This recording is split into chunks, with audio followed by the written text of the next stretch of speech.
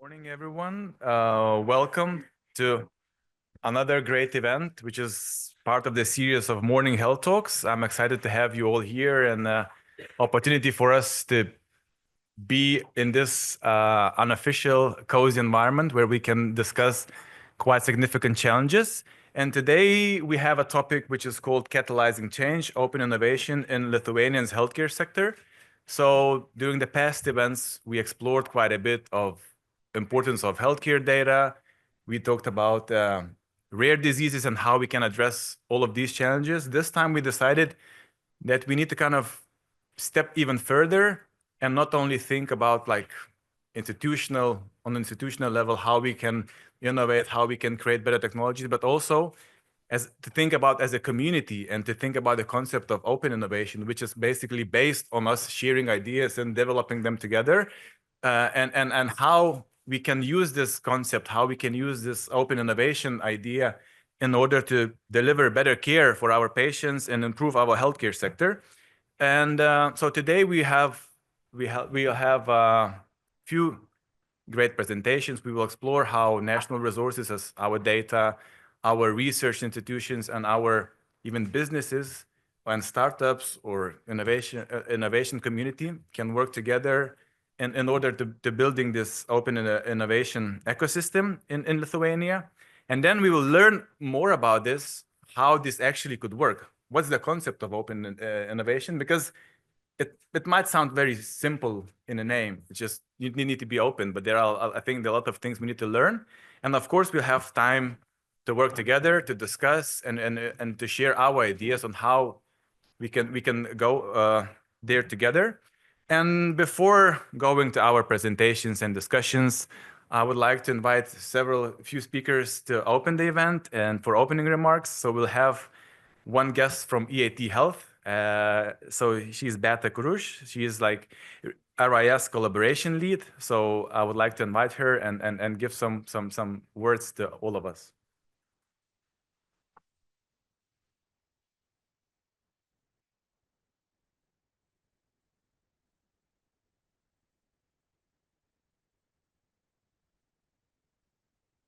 Nice to meet you.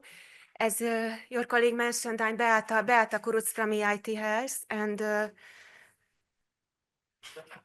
not this one. From EIT Health, and I work with the risk relationships. And I warmly welcome you at this event, at this Morning Health Talks, because this event is very important for us and very important for EIT Health. And in my welcoming words, I'd like to introduce you why Morning Health Talks and guests here are important for EIT Health. So I'm sure that you know what EIT Health is. EIT Health is the European Institute of Innovation and Technology. Thank you, it's okay. Thank you. And as you know, we have lots of programs for the ecosystem. So we have startup programs like iDays, we have business creation programs like InnoStars Awards. But we know that if we want to achieve results with innovative solutions in healthcare, this way we have to form the overall ecosystem. And that is why we launched Morning Health Talks event series in 2020, because with these events, we want to target those people, those decision makers who do something, and with their activities, they influence the ecosystem and the environment. And this way, you can influence and you can have impact on the overall healthcare innovation ecosystem. So that is why Morning Health Talks is important for EIT Health, because through discussions among you here, for mid or longer perspective, the ecosystem can change finally, we believe so. Yes, I mentioned you that what EIT Health is.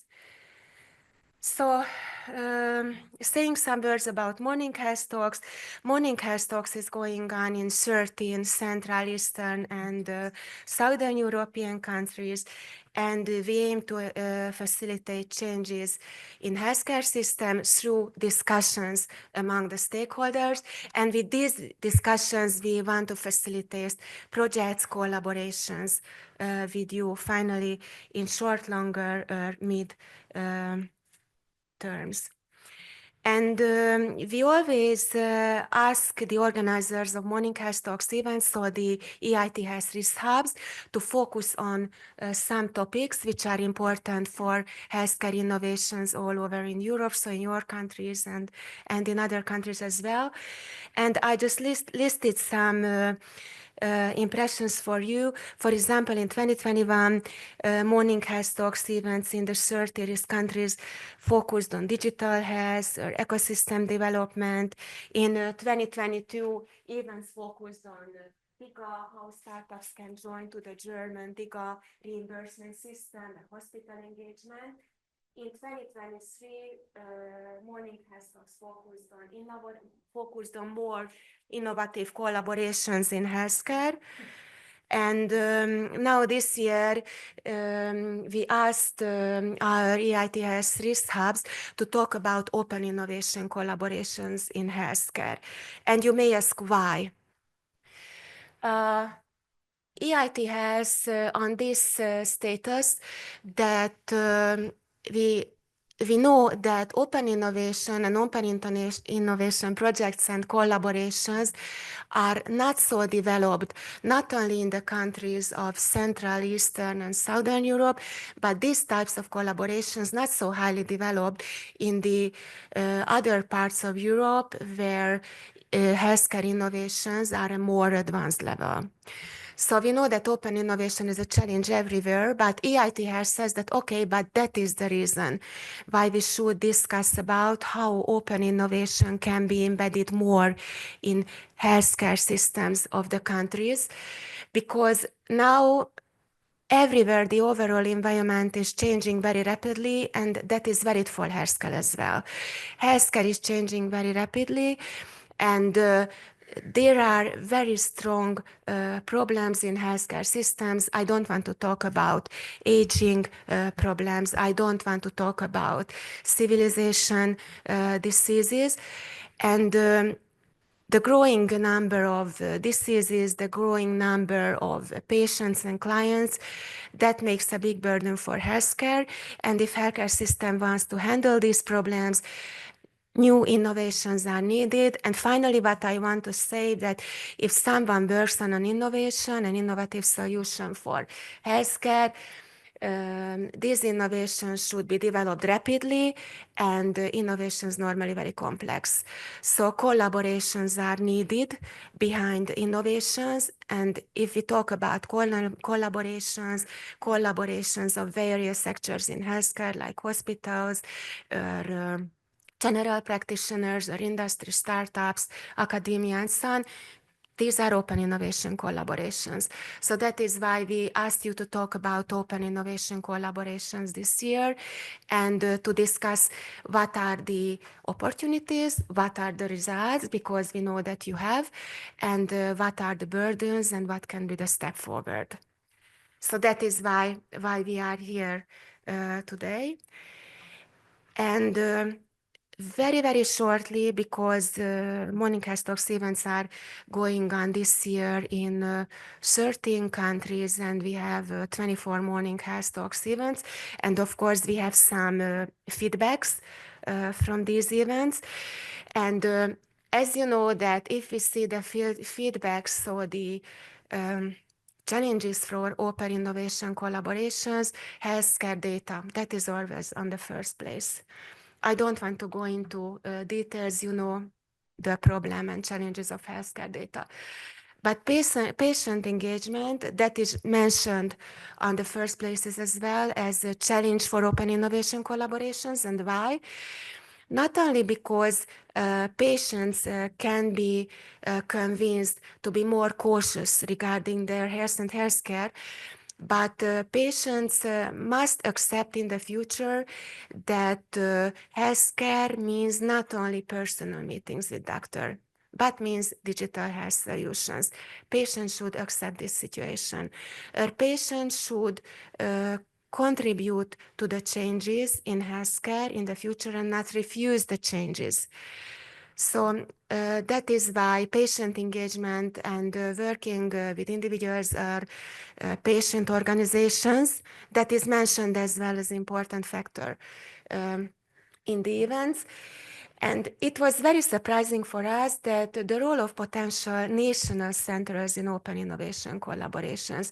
I mean that for frequent diseases like cancer, for rare diseases, for special diseases like, for example, spinal surgery. There are intents in the countries to open centralized institutions, and these countries can be specialized healthcare providers and can be the centers of innovations at the same time.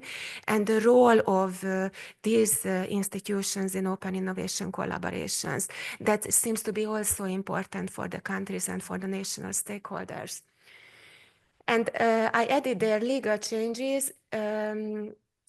Influencing legal changes, that is not the role of EITS, so that is why I not added details there. That is role of another organizations. So that is why I wanted to mention you in my welcome. Thank you very much that you are here this morning, and I wish you a nice work, and I'm very happy that finally I can be personally with you here. Thank you for your attention.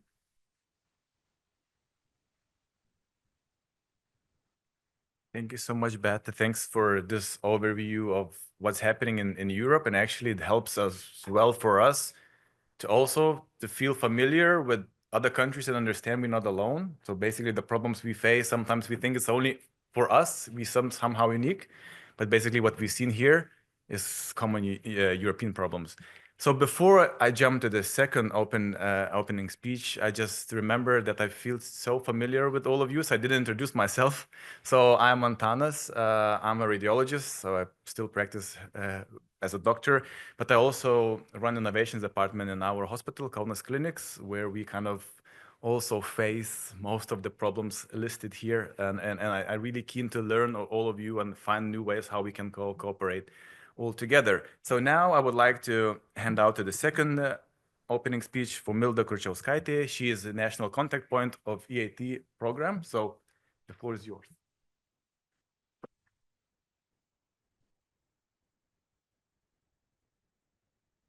Good morning, everyone. As Antanas told, my name is Milda Kurchauskaitė. I'm an NCP for EIT program. So it's my great pleasure today to address you all to this pivotal event focused on open innovation in Lithuanian health sector. In today's rapidly changing world, innovation is not just a buzzword. It's the key to unlock the future of healthcare. From the new medical devices to digital health solutions, the possibilities are vast. And the heart of this transformation is open innovation. The idea that we can achieve much more by working together, sharing knowledge, and engaging with the experts across borders and industries. Lithuania, as a dynamic hub of technology and innovation, has made significant strides in the health sector. For example, Lithuania is home to over 200 health-related startups, with significant numbers focused on digital health, biotechnology, and medtech. With a strong foundation in research and a growing startup ecosystem and forward-thinking approach to healthcare solutions, Lithuania is well positioned to lead in this area. This is where the European Innovation and Technology Institute plays the crucial role. The EIT Health Program, is a testament to the power of open innovation, bringing together stakeholders from industry, academia, and the healthcare to tackle some of the most pressing challenges in the modern medicine. So I would like to extend my deepest gratitude to the European Innovation and Technology Institute for the ongoing support and commitment to improving healthcare across Europe and in Lithuania. So once again, welcome to this exciting event. I'm confident that after our discussions today, we will have new ideas, lasting partnerships, and innovative solutions. Thank you.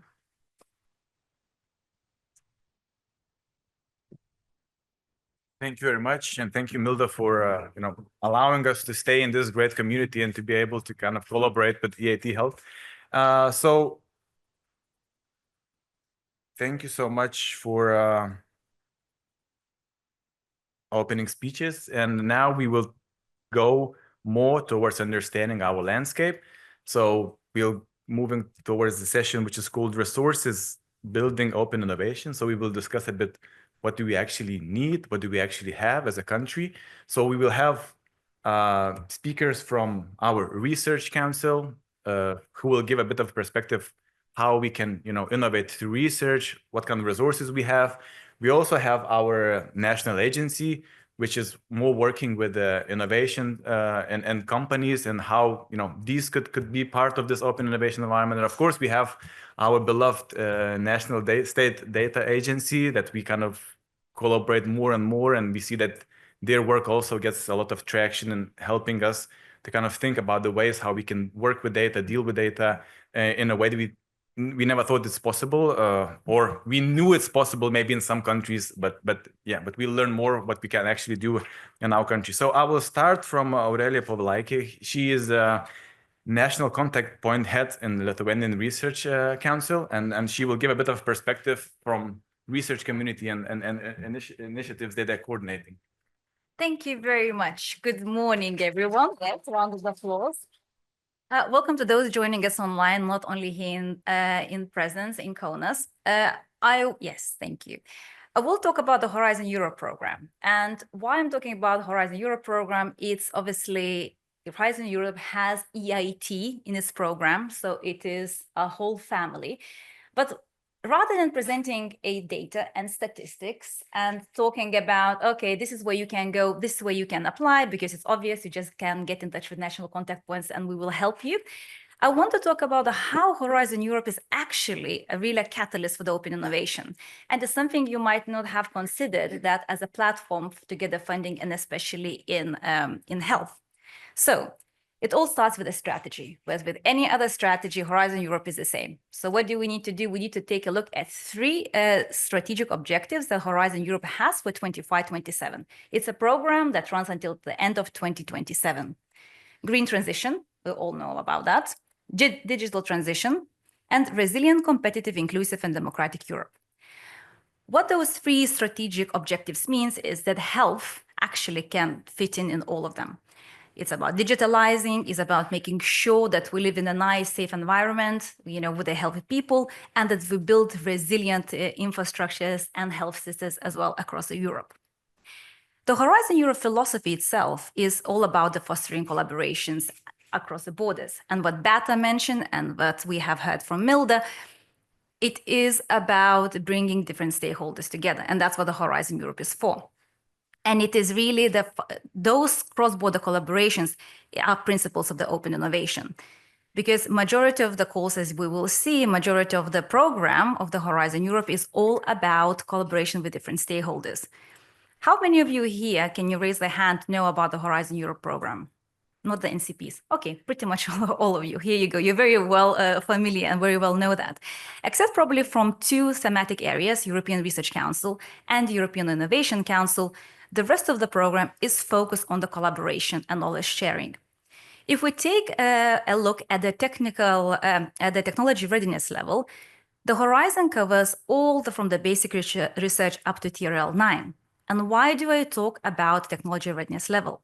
Because it's very much related to the open innovation, what we valorize, what data we produce, and how we can apply in the fields. It is often a misconception that the Horizon Europe, especially at the low technology readiness level, doesn't produce, it wouldn't be classified as open innovation. But contrary to that, low TRL levels for the project in Horizon Europe very much focus on collaboration and research and discovery, meaning that we develop quite a lot of the data, open access publications, data knowledge sharing that can be taken up at the higher TRL levels. One of those examples are the networks like European Open Science. And As well, there's a lot of elements in the data collection happening, especially for the cancer across the whole Europe, and some of my colleagues can share those insights too. At mid-tier levels, 5 to 6, validation and demonstration of technologies happen. Again, so what does it mean for the open innovation? It is about the consortia building projects that are big projects that share infrastructure, piloted testing, share the finances. And it is about development, for example, of the common testing tools for the tool in health. And at the higher tier levels, 7 to 9, it is about deployment and market readiness.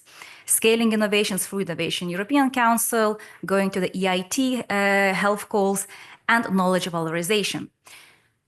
What I'm trying to say with this technology readiness level scale and looking at the Horizon Europe and the open innovation, that Horizon Europe as a program really supports open innovation from the basic publication and data sharing at the early stages all the way up to the TRL 9.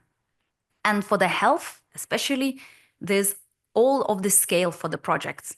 So it shouldn't be only the thought of Horizon Europe just for those higher technology readiness levels if we want to implement the open innovation. And Horizon Europe has 3 main features when we talk about open innovation. As I said, it's collaborative research projects. We heard the collaboration word quite a lot today, and we will hear and we'll talk about it. Nearly all the funding calls are, as you know, require multi-partner consortia, minimum 3 member states. And this is a great example of a project that we have Lithuanian partners in. It's CVD Link. And this project is about creating a platform that integrates diverse real-world data sources, including clinical, genetic, and environmental information to enhance the diagnostic, prognosis, and risk assessment of cardiovascular diseases.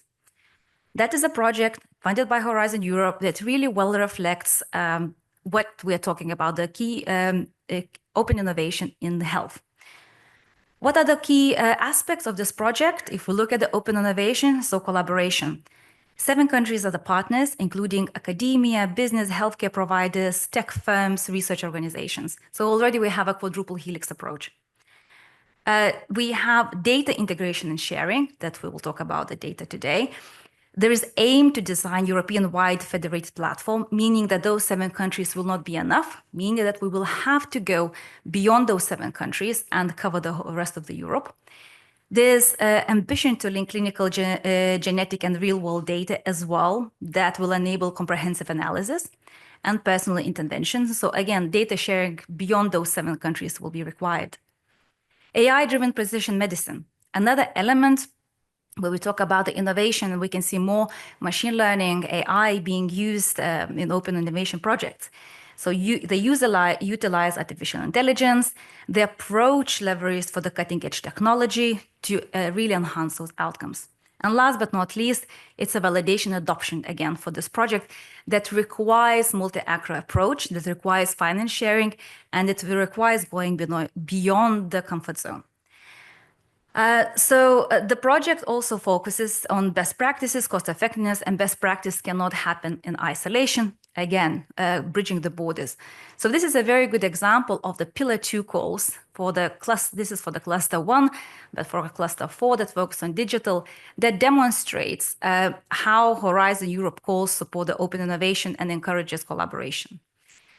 Another specific feature of the program, except for the EIT that we're here at the host for, thank you for them, is EIE, European Innovation Ecosystems. This is in pillar 3, just below the European Innovation Council calls. And EIE initiatives is about connecting regional and national innovation ecosystems. So this is not research innovation or innovation action projects. These are coordination and support action projects. These are the projects that enhances knowledge sharing and best practices. And we have a project as well, Precise EU, about personalized medicine empowerment, connecting innovation ecosystems across Europe, which exemplifies the principles of open innovation through the collaborative and integrative approach in advancing personalized healthcare across Europe. As you can see, we have colleagues as well here. Well, you can see the dot on Lithuania's map, but it's an innovation agency that is partners of this project. So why this project is an example of open innovation? Because it's bridges and connects diverse innovation ecosystems.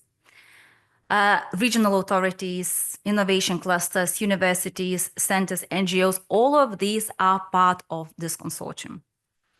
They are planning to scale up deep tech healthcare innovations. So they have already the results in each of the different countries. So rather than creating new innovation and data, they're going to valorize, they plan to valorize the results and look at the policy elements to upscale and implement it. They're trying to address regional disparities, policies that are they are at the different stages in different countries, and this engagement of the multiple stakeholders as well. Engaging industry, government, academia is a key. Those two projects, so one, as I said, is in the Pillar 2 that we have in the health sector, collaborative project. This is more coordination support actions, again, extremely important. Another specific feature of Horizon Europe that really promotes open innovation is Horizon Results Platform. We do know quite a lot about producing the results from the program when we take part in the projects, but we barely use those results to support our next project. Those results often end up on the results platform, Horizon Results Platform, and in most cases they sit there. But there's a wealth of information. You can go there and check out for the publications related to the projects, open data sources. You can connect with the innovators and stakeholders who participate on one project or the other. This platform really encourages cross-sectoral collaboration. You would have obviously to find those links yourself, but there's a data. There are people who participate in one or the other project related to your research area that could use to invite them to your projects or learn the best practice or see what has already been published. And supporting market uptake to valorize results.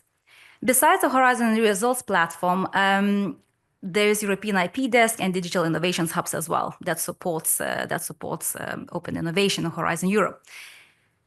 What the next program after Horizon Europe will try to do is to focus more on valorization of the results. So now is the time for preparation for the Lithuanian participants and those beyond Lithuania to learn how to valorize, take those results that have been produced and try to valorize to the higher tier levels, simply because we want to show the benefit of this program to the society and monitor the impact.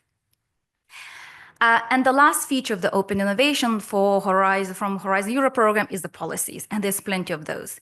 So even though the open innovation as a term as such is not mentioned in the Horizon Europe, but we can see everywhere, as I said, from the structure and the requirements of the program all the way to the policies. Open science policy, knowledge valorization policy, research, European research area policy, leaving nobody behind, public partnerships, EIT is one of those partnerships, intellectual property exploitation policy, and so on.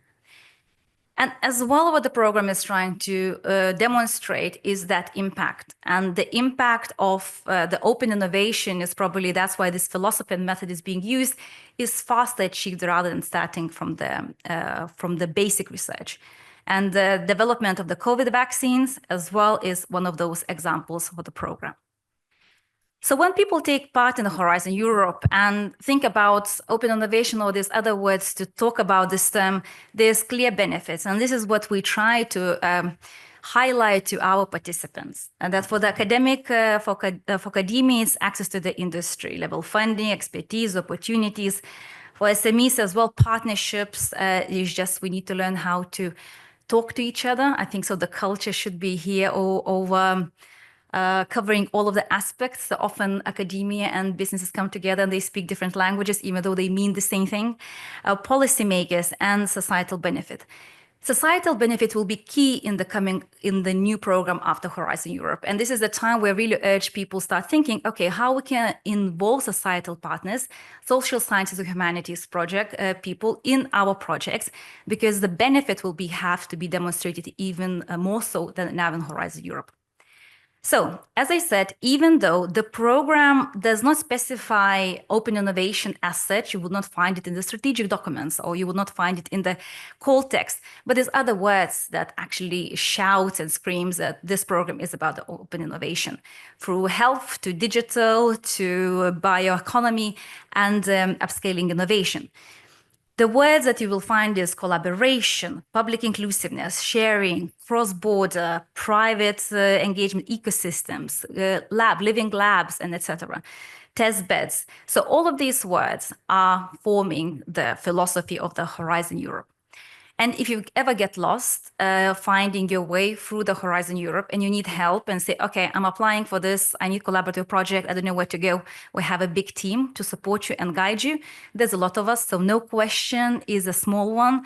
Just get in touch. All our contacts are on our website as well, but otherwise you can just come up after and during the presentation and ask any questions about open innovation, Horizon Europe, and upcoming new opportunities. There are plenty. Thank you very much. So much. Thanks for such a great overview of Horizon Europe and also giving us a bit of different perspective that kind of letting us understand how it's actually, you know, in alliance with open innovation idea. And now I would like to move more towards data. So I would like to invite Julius from State Data Agency. He is the head of health data team, and he will give a bit of perspective on what's new in Lithuania, what's our benefits, what's our advantages, and how we can foster that open innovation through open data.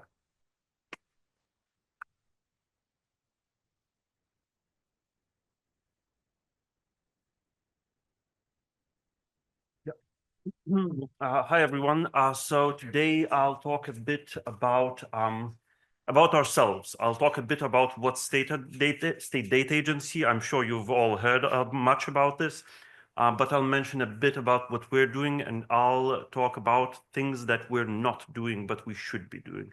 And hopefully events like this today are a chance, you know, for all of us to start working on these things that we aren't doing yet.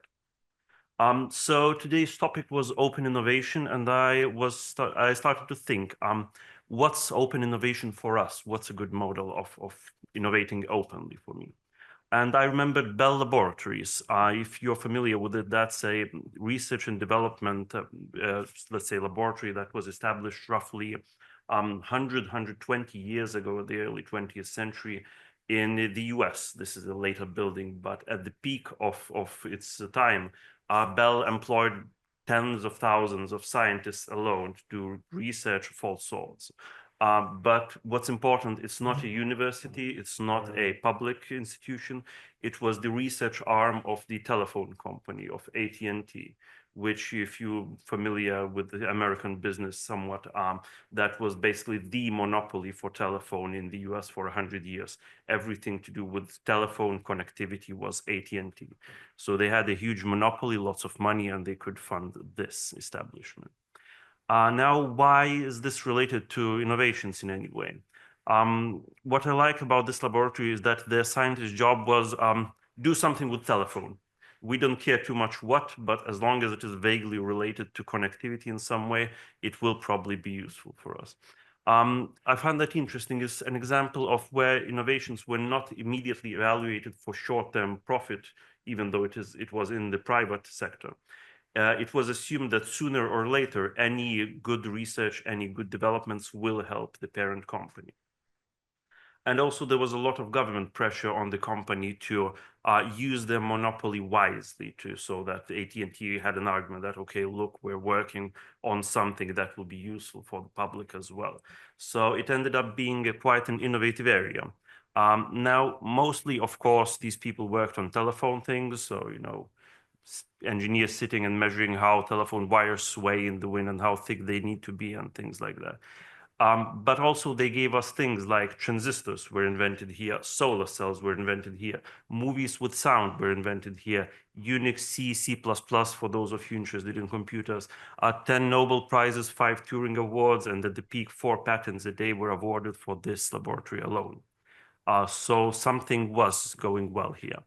Now, of course, we will never have the same amount of money that AT&T had. They produce like 1% of the US GDP. We will never employ tens of thousands of scientists in one institution here. But maybe we have some similarities and maybe we can learn something at least from them. So one thing that I'm trying to take from them is that State Data Agency's job should be something data. if it has something to do with the data at any point in the innovation process or in some other process, we're usually the institution in Lithuania to deal with it. Now, for those of you, I think for most of you, you've seen this image somewhere probably. This is the data lake of Lithuania, state data agencies in the center. We have connections to many of the data holders in the country. We can use administrative and other kinds of data. We can produce results. So standard calculations, GDP, other things, also dashboards, other kinds of products. And we can provide data for public use. So our main task is actually this, is providing data for other people to do innovations. Now, again, important thing is that everyone can apply and receive this data that is collected in the public sector. And what do people use it for? Now, so far, typical use cases that we've seen in terms of innovations. I'm not going to go into the standard research, observational studies, epidemiology, but what could be interesting for us? People use this data often for evaluating market potential of the project. So let's say how many people have a certain disease and our drug would be relevant for them. You can work on estimating the disease burden. So let's say how many among the people with the disease, how many of them had, let's say, expensive procedures, how many of them needed expensive support, basically investing into the prevention instead of treatment should be a good investment. So you can estimate this using our data and then come to some kind of agency already with the returns of investment for your innovation. One thing that I think we could do, but not many people are doing so far, are developing models, developing statistical machine learning, deep learning models to be deployed elsewhere. So using the data literally just to train the models, and the model itself is the innovation. Nowadays, some people are starting to come to us with projects where they're interested to measure the uptake of their innovations.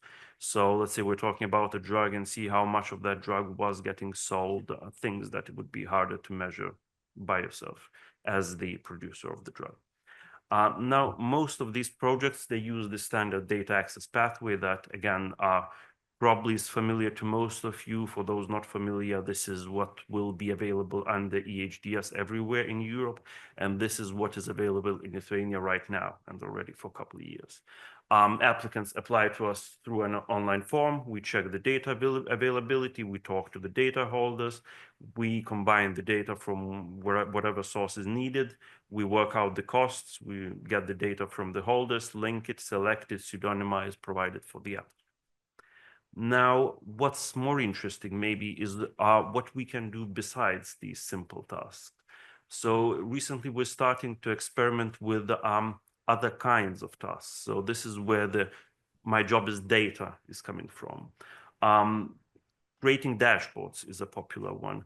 COVID patient queue dashboards, they were really things that were important to do quickly in the public sector, but that would be quite challenging for any other institution to onboard analysts, get all the know-how for these things and so on. So we're kind of specializing in this now. We're producing quite a lot of dashboards, both for internal use by institutions and for external use. Again, these are paid services where we take a fee for, depending on the complexity of the task. Conducting statistical analysis, we're doing a bit of that. We're thinking about expanding it. Let's say again, people who want to do research, but who don't have the know-how specifically how to analyze the data, should they be hiring people from, let's say, the street? Should they be contacting us? Should they be maybe doing this all by themselves? We're working out this question now. We're thinking about which way to go here. Preparing the data for provision, that's actually a quite complicated task. I'll get back to it, but it can be a big project in itself rather than whatever is done with the data afterwards. Questions about data source quality. Let's say there's a lot of different data sources in Lithuania, especially in terms of health data, and not many institutions have looked at their quality, have inspected them systematically, as in compare one source with the other, see what's better, see what's captured in one of them, see what's not.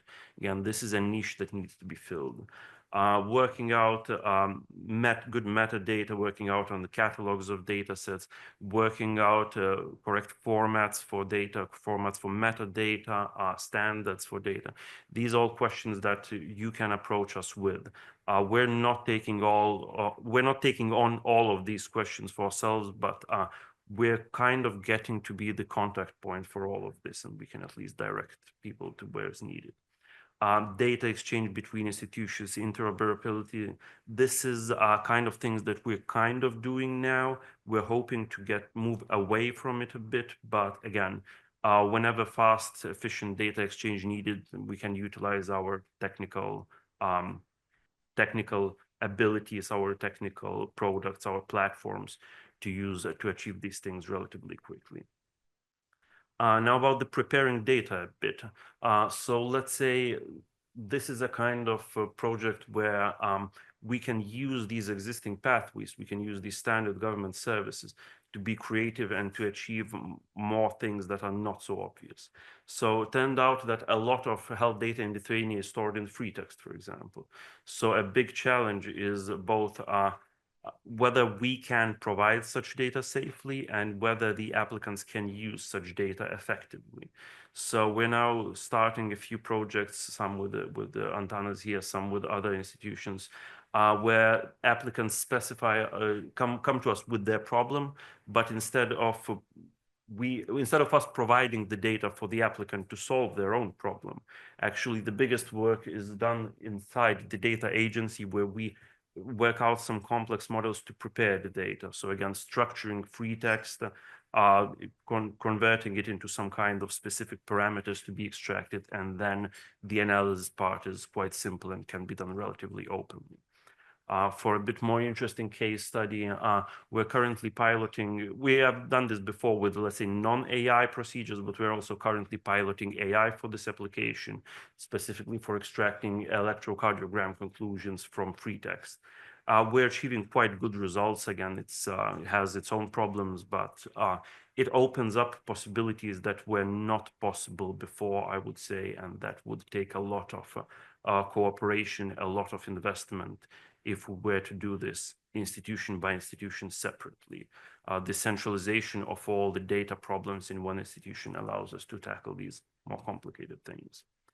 Now, so going back to the open innovations, one thing that I've talked about here is that open for us means that there's a wide freedom of tasks that we can work on, trying to adapt to the needs, and we're not trying to be, oh, this is not our problem. But we do need people, let's say, in the trenches, people in the front lines of healthcare to approach us with their problems. We're not the Ministry of Health. We can't initiate most of these things. We have to be the support for helping other people solve their problems.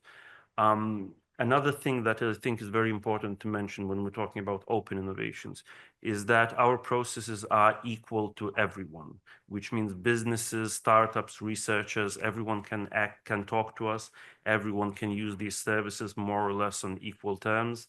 You don't need a big legal department. There's no complicated contracts or something to sign. You don't need specific insider connections to get to know. Everything is on our website. Again, we're really trying to emphasize that these are transparent, open, objective services, open to all.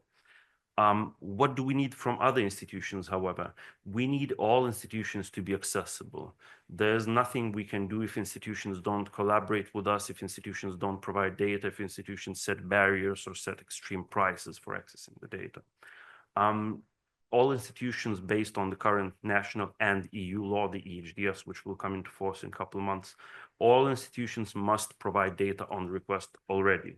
This is nothing to do with our agency or the data lake. This is the law. So it does not depend on whether you're in our data lake. Again, I emphasize it's a thing that institutions have a duty to do. This does not mean that everyone's data will be posted openly, freely for everyone to download and do whatever. Mostly data is provided inside secure environments, so in somewhat, in a really supervised manner. It does not mean that institutions will lose any IP rights. It does not mean that we've established socialism and everyone is sharing all projects and all results with everyone. This is only about sharing of primary data. code, IP rights, discoveries, innovations, they all retain their rights as usual. What do we need to do as a state data agency, and what I'm hoping to solve a bit today and in other events like this? Firstly, we're dealing with standard administrative data, so tabular, free text, things like that. We haven't really adapted yet to more complex modalities, images, sounds, and these are often very useful. We have good people familiar with bioinformatics, so we can work with, let's say, biomarker, genomic data, but images, sounds, we haven't yet tried much of that. And such data is not so common for the data holders to be familiar with as well, so might need special processes to incorporate it. We need to develop good processes for AI innovations. These are things that are computationally intensive, that could be expensive to do, that are difficult to check for personalization, for security, and things like that. Deal with the coming AI Act of Europe. These processes need to be developed better. And finally, establish better links with academia and universities. We have quite good links with hospitals, both Vilnius and Kaunas. We have quite good links with other data holders, but we need to get more familiar with to establish better links with researchers. Researchers collect a lot of useful data. Researchers often don't know about how to use this existing data, how to finance these projects, and so on. So I'm hoping to talk to some people today, and if you're interested, come contact us at any time. We're interested to work out on all of these things. Feel free to email us or find more information on our website, or just catch me anytime. Thank you. So thank you so much. Later on, we'll have a discussion session where we can also post your questions. And now we will move to the third speaker. And the thing is that we have an event in December, and the weather is like this, that people get sick. So our speaker is currently, he catched virus, I guess, and he will be joining us online as the rest of the people who are looking us through their screens. So the third speaker is Paulius Kamaitis, who is industry manager at Biotech Lab at Innovation Agency Lithuania. So he will give a bit of perspective from their institution and how they see this open innovation more from the industry perspective, and how we as a country and state agencies and state bodies can help them. Hello everyone. Yeah, you are right 100%. But I got some virus in weekend, but I'm still fighting, so I won't be able to attend live. So I would like to ask if I should share my slides myself. Yeah. Yes. Yeah. Okay. So 1 second.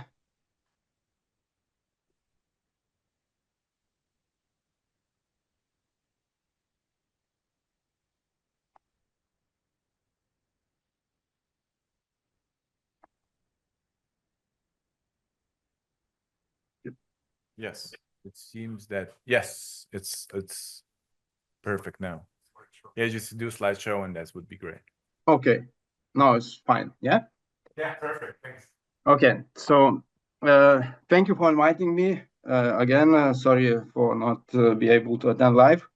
I will represent you about resource building open innovation from our innovation agency perspective. So first of all, I would like to show you some numbers because of and statistics, and because of strong government commitments and investments, Lithuania capacity for life science remains strong, attracting, and well balanced. We have set an ambitious goal to become a life science trendsetter in the region, with a sector generating 5% of GDP by 2030. If you would ask me what number was like 6 years ago, it was 0.5%, and now we are count about 2.5, 2.7%. So we just needed to double it, and the mission impossible, as this sector in Lithuania is one of the fastest growing sectors, with 33% of sectors grow every year. So Also in sector, we count about 300 companies developing R&D solutions, including more than 60 strong startups in life science ecosystem, and additionally about 30 startups in agri-tech sector. Also main and the strongest subsectors are medical devices, biotechnology, R&D, optical devices, agrotech, and food tech. Our main competences is cell and gene therapy, proteins, medtech, including 3D printing, pharma, drug delivery, functional food, and alternative proteins. In this slide, you can see that I show that we are trusted worldwide. And why is it? Because of almost 90% of our life science output are exported to more than 100 countries worldwide. So the main countries are USA, Netherlands, Germany, United Kingdom, Scandinavian countries, Latvia, our Baltic states neighbors. And the top groups that we are exporting is like organic basic chemicals, medical and dental instruments, optical instruments, pharma preparations, and others. So about the latest raised rounds. So in Lithuania, we have a growing startup community, especially in life science sector. For the last year, investments in startups is growing, and startups is attracting more and more international investments. Approximately 8 new life science startups establishing each year with a great future market share. So the latest investments, what I can share is Vilnius and London-based Flow Health raised 200 million euros Series C investment and became the first digital woman health app to reach unicorn status. Also, it's worth to mention Biomatter Design, a pioneer in enzyme design, has successfully raised of 6.5 million investment. Also, the same is for Santante. Our Legends 3 million in seed funding led by capital firm Simpact Ventures. And also latest investments were made to our startups, Oxipit and Atrandi Bioscience and Genomica, our first Lithuania EAC Pathfinder winner by 5 million euros by European Innovation Council. So there are latest investments in our startup community. Also, now I would like to go to more our biotech lab activities, what we are doing, and how we understand the cooperation between the stakeholders and political levels. So we understand our lab as a bridge between ecosystem, startups, businesses, and Ministry of Economy and Innovation and a political and policy level. So we are every year we are organizing a regular annual meetings of a health and biotechnology priority. We create and manage working group for this priority.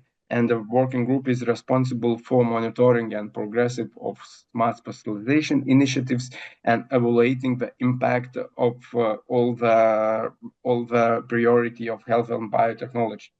Also, we contribute the development of policies and support for innovation and economic growth. It includes advertising and discussion about all the regulation, funding mechanism, and support structures. And the third, but not the last one, is about to foster international partnership and collaborations. We try to integrate all the regional innovation partners in a global value chains. So the recent examples for our working group, we have many discussions about some problems, about a problem that we have lack of centralized life science ecosystem database. There's no database where you can see all the ecosystem if you want to find some partner or maybe some academia partner. So what we did together with our analytic team and Lithuania Bio and Invest Lithuania, we created the database for the companies of life science sector, and we are next, or maybe in 2 weeks, we are going to represent it public. And the second problem is about the burden of project administration, which is too high, as we understand it very well. So every year we are reducing all the administrative burdens, and it's one of the innovation agency priorities.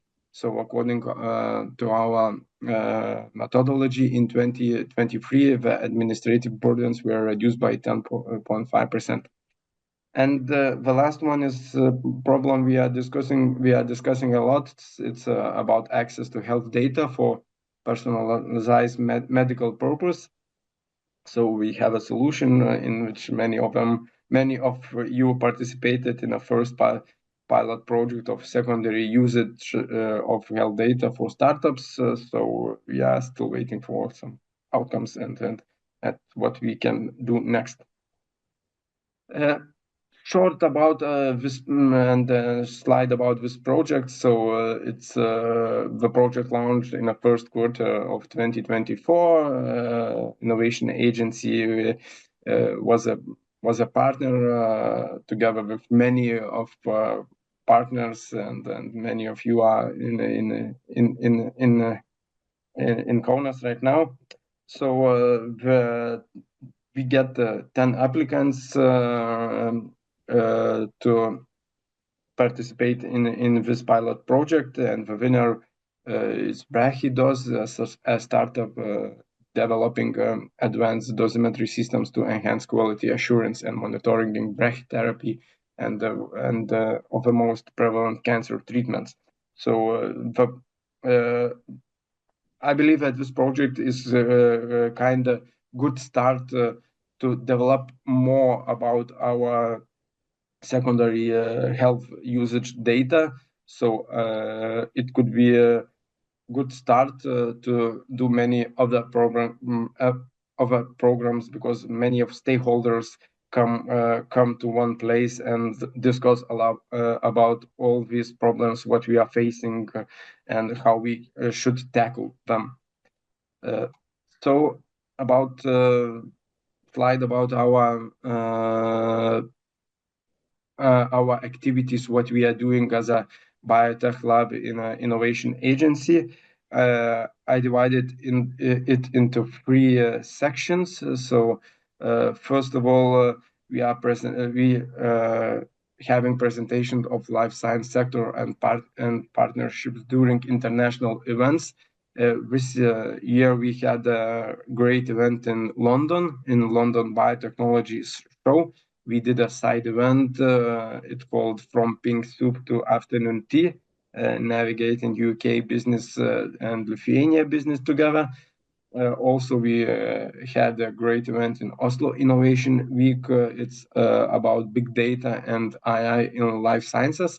So in this events, we are trying to find a collaboration between our ecosystem and ecosystems abroad. So we are trying to find partnerships and so on. Also, we are attending many international conferences to find partners in international collaboration. and also local events. This year we had 3 events. So first one is learnings about how to commercialize life science products. Also, we got a life science ecosystem conference and awards. And in September, we had a specialized thematic masterclass for agri-food and biotechnology ecosystem. International activities. So yeah, we are, as a biotech lab, we are progressing with Horizon Europe calls. So we are doing a lot of, so we are trying to find as many partners and go to the Horizon projects. So we are still right now we have 3 projects in which we are participating. Horizon Europe Precise U project is in progress. We started it in July.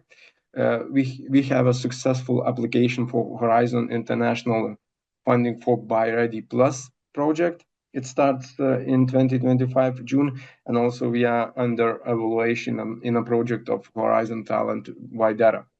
So short introduction about all these projects. BioReady Plus is a project for European Union preparedness for how to anticipate to emerging infections and health threats through better coordination of R&D at national and regional level. So it's the project aims to create synergies between European countries, how we can tackle all these pandemic problems and how we can solve them in a common goals agreed with the strategic R&D. So the project will start in 2025 June, and it's a 12-month project with 31 partners, more than 18 countries and 8 regions. BREF project is also a Horizon project, which is under evaluation. So we are with this project, we are trying to create a dynamic talent ecosystem, develop career pathways in the field of health innovation, and support personalized career developments in universities, research centers, and later introduce it in business sector. So the project, as I mentioned, is still under evaluation. So we know about if we win it or not in late January in 2025. And also, our flagship, our project that we are very proud of, it's Precise U. It's a regional innovation Wallace project in which our lab participating together with 11 countries and 12 regions. So the project started in July, and it is connecting innovation ecosystem across Europe, and we are trying to find efficiently truly personalized medicine, personalized healthcare solutions. So this project, what is very interesting in the project is with Cascade funding, so also known as a financial support for third parties. So at the end of the project, we will have a financial support for our startups. So it's support from 4 to 6 trillion for our ecosystem. And our activities in 2025. So we are right now trying to picture all our activities, what we are gonna do in next year. We are planning to have side events in United Kingdom Biotech Innovation Day, also side event about Lithuania in Bio Convention, Boston, USA. Also, we are trying to attend many conferences, local events in the first quarter of 2025. We would like to present a microbiome analysis, which we are doing right now, and also Practical Biotech Academy for personalized medicine, medtech, and agri-food. It's our learnings for our Lithuanian community.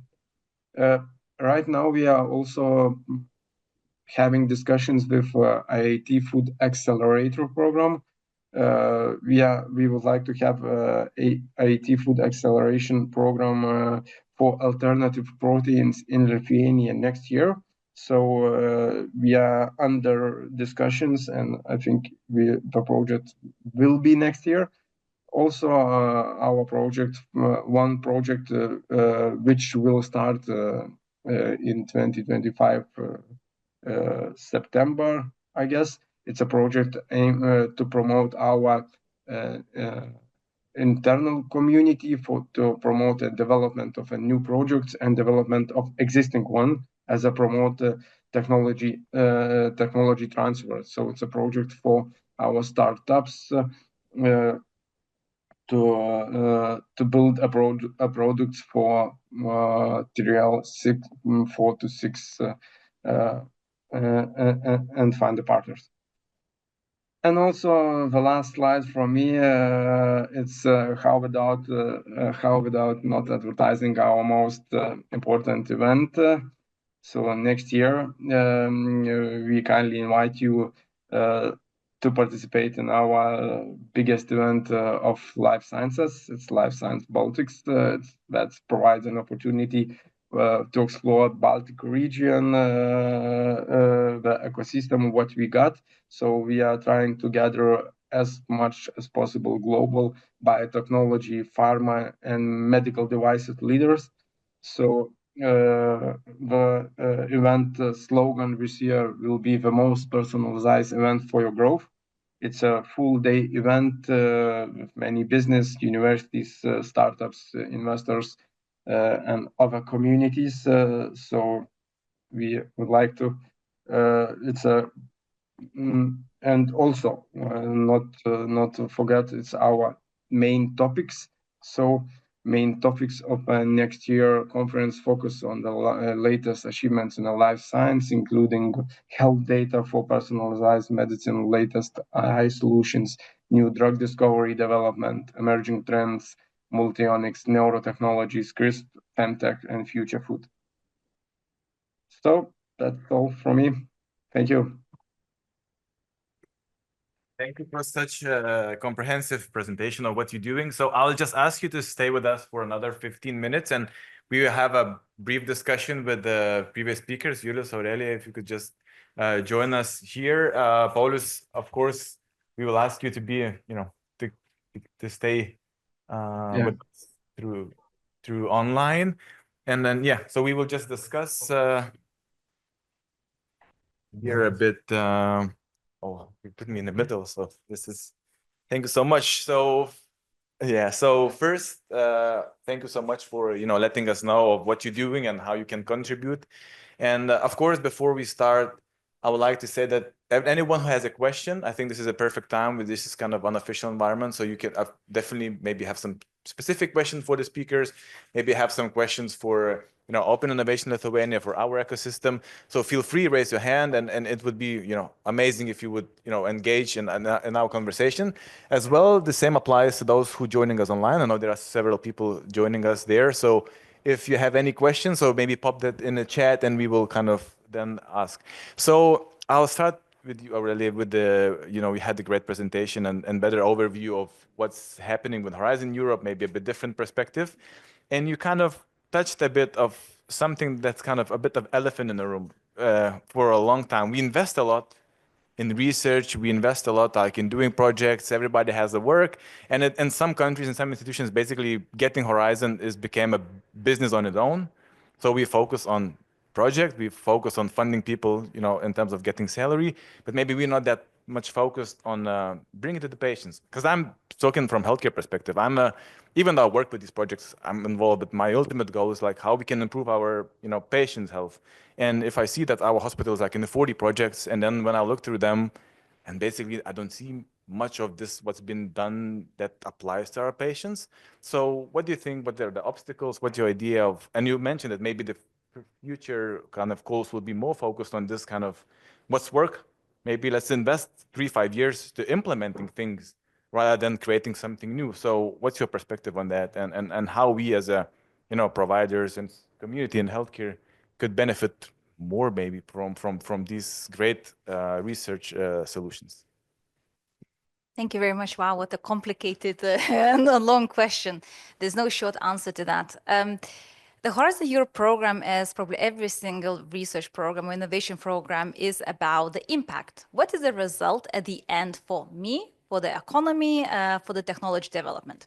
And the intentions are all very well and good. However, as you said, when it comes to implementation, at the end of the 3-year project, we have the data, maybe we have a pilot or a demonstrator, and that's it. And it kind of dies off because we don't have capacity, time, or there's not enough resource or thematic call to secure further funding to develop it, or there's no will, or maybe consortium breaks down. So there are many obstacles why a lot of innovations are sitting on the shelf. Another obstacle is social acceptance. For example, in the next year's program for Cluster 5, which focuses on energy, mobility, and climate, there's a new term being introduced, which is not new at all. It's societal readiness. So societal readiness will be measured in the methodology of the projects that are being proposed. How the society will be ready, how will they adopt the technology that is being proposed? Because again, one of the obstacles is not only that we create something, but if we create the society, me, you, and the others don't want to take the new innovation, diagnostics, or understand why it's important. So societal technology readiness level is a new, well, not new term, but new in Horizon Europe, will be a requirement in some of the courses being piloted in 7 topics from the next year. Anticipation is that this will lead and it will lead to further emphasis of this terminology and evaluation in the new program after Horizon Europe. Because again, how to address this problem, how we can valorize the results, and how the society can accept them more freely. What we know about the Horizon Europe program, that the last couple of years of the program are the years that pave the way to the next program. So as I said in my presentation, be ready to include social sciences, humanities, scholars in your research projects. Think about including the businesses so there can be a valorization and the uptake. So the obstacles, there are plenty of them. There's new methods being pushed on the applicants in the projects to make sure that, okay, you're forced to include, you're forced to think, okay, so what I'm going to do at the end of these 3 years. There are suggestions to make smaller projects rather than have one big project, which is 18 million with 25 partners and 10 countries included in the project, to have smaller projects that one focuses on the lower TRL, the other on the mid TRL, the other, the other bit of the project focuses on the valorization of those results. So all these are the new ideas for the next program. With this program, we have what we have. We somehow need to think, okay, so, and not to duplicate the work. How many of the applicants have actually checked the Horizon Europe results platform? That what we have produced is not already produced, and we can use that as a secondary data. And what Julius have mentioned is the problem, using as a secondary data to do the analysis. So yes, I could probably talk about that, but the importance is what the program is trying to do with Horizon Europe and with the next one, focus on the human, on us. There's a recommendation for the future program to be more human-centered. So basically, whatever you do, whatever project you produce will have to affect me. How it will affect me? What benefit will I have? Meaning that the impact, not the results, the impact of the project that is within 3 to 5, 10 years, depending which impact you're measuring, will have even more prominent, and we will have to trace it. So there's maybe further for discussion. I don't have the answer. There's no one solution. But the Commission and the program committees can see that there's lots of issues. We just need somehow together find a way in dealing with them. So from what I see, this in one case is more of a problem because we kind of focus on research itself, but also, as you say, if there's going to be a major change in a way we kind of conduct the calls, whatever. So also maybe an opportunity, and maybe we'll discuss later on during our workshops, that for Lithuania if we kind of catch up fast, understanding that if they're focusing on outcome rather than like building amazing kind of consortium which looks good on paper with the good names, this could be a deal breaker, okay? So from what I understand, the rules likely will be changed. Yeah. Rules will be changed and involving a variety of partners as well. So we need to learn to talk with other disciplines rather than just with our own. Okay, perfect. So this is one of the messages. So I look around and maybe take out, you know, the broader look of what's available in other universities, in other institutions. And so maybe just following on the same lines, I will ask Paulius. He mentioned a lot that, you know, his main work is focused on working with startups. He's also representing government agency like Innovation Ministry of how we can support our startups in building solutions, but maybe there's a missing part, or what's your take on this? Again, on a similar line, how these startups are successful in collaborating with actual healthcare providers. Do you see any challenges with that, or do you think there could be improvements in the way our startups, our companies could work closer with the patients and healthcare providers? And do you have any ideas on how we can improve that? Yeah, that's a good question too. I think, yeah, we can find many ways how they could cooperate, because right now our startup community is really growing. We are finding many technologies. We are inventing a lot, and we are trying to find the bridges between academia and businesses, because sometimes they say, okay, we are creating some kind of technologies, but we do not find any researcher to help us. So how it could be, and we would like to find that part. And I think that innovation agency, we are trying to bridge that gap, because startups coming to us and we're saying, okay, we can help you to find a partner. And I think that's one way how we can tackle this problem. Also, investing in R&D. I think that's the case how we can solve all the problems. It can lead to the new products. It can lead to the improved processes, and it can lead to the better healthcare. So I guess these two things what we can focus on. Okay, thank you so much. And also, I have a question to you, Luz. You kind of demonstrated quite a bit of your options to kind of get access to, you know, different kinds of data, integrated that data. But do you have any kind of projects or collaborations with healthcare providers that you've seen as a really meaningful kind of results? Because even from our perspective, there are a lot of things we want to explore, just more or less like to understand where we are, you know, like just kind of research project. But do you see that there is a tendency more towards kind of learning on how to use your capabilities, how to integrate your capabilities, and actually kind of improving healthcare, improving care provision, and what's your take on that? Maybe you have your own internal goals as the agency, or how you can kind of play a role in this. Right. If I understand you correctly, yeah, definitely there is value for us too in collaborating with healthcare providers. And I do think actually most of the projects that we have, both with Kaunas clinics and with some planned with the Santos clinics, they are focused on really impactful, let's say, day-to-day impact for the patient. They're not usually very abstract things on purely observational studies. So yeah, I think we're making good progress.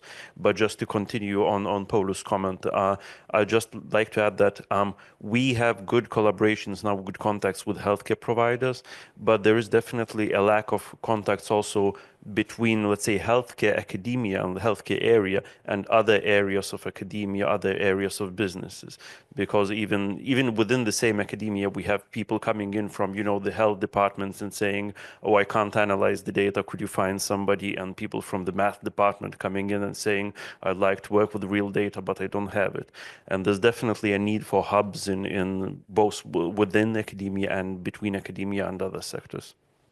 Yeah, so this is more like a shout out to anyone who's representing universities here, and just try also to find a ways, because yeah, I can just admit that we as a hospitals who are working with more or less with the, you know, direct day-to-day businesses, so maybe our questions are more like to grounded, and it's more like, simple questions. We want to know that data, whether our patients is surviving 30 days or not. We want to know, and for the research, maybe it's more complex things, and also maybe learning of how to utilizing the options from data agency.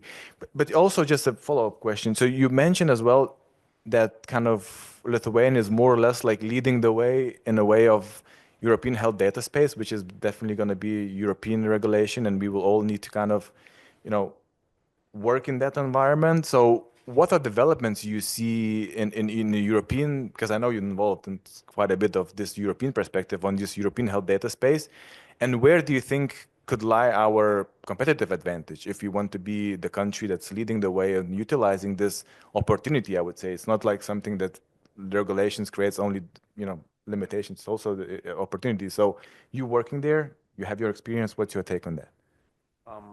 Yep. One of the probably biggest advantages that we have right now is that a lot of our systems are national. So most of the countries have fragmented systems, regional systems, and even if they will adapt to EHDS, it will take them a while to make data at all accessible from all the different regions and then make it interoperable. I know our data is not standardized in a similar way between the hospitals, but again, we could achieve that by basically changing one hospital system, and we'd have 80% of Lithuanian data at the same format. So these things are definitely easier for us, and we have eHealth, which is big, slow, but it exists, and it doesn't exist in other countries. So we're definitely miles ahead, and we can offer national coverage for many. For many other countries, it is definitely of interest to try to replicate their whether academic studies or business proposals within a nationally representative data. So I think that's a thing. Of course. Can I just comment from the previous question that Julius was answering? You said about for better collaboration, if I understand correctly, maybe we need to create hubs. I don't know, do we need more hubs? This is a bit controversial. How many hubs do we have, and on all of the topics? I'm not sure what the solution is. I'm not proposing a solution, but maybe there's a thought for discussion. Do we need yet another hub, a data hub that brings the same people who work on the same on the same elements, just in different areas?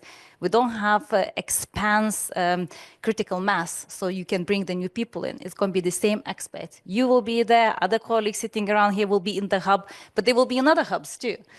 So there is an issue to bring the knowledge together, but how to do that? I'm not sure the hub is a solution. It's just a comment. Maybe we can have a discussion, but maybe it's food for thought.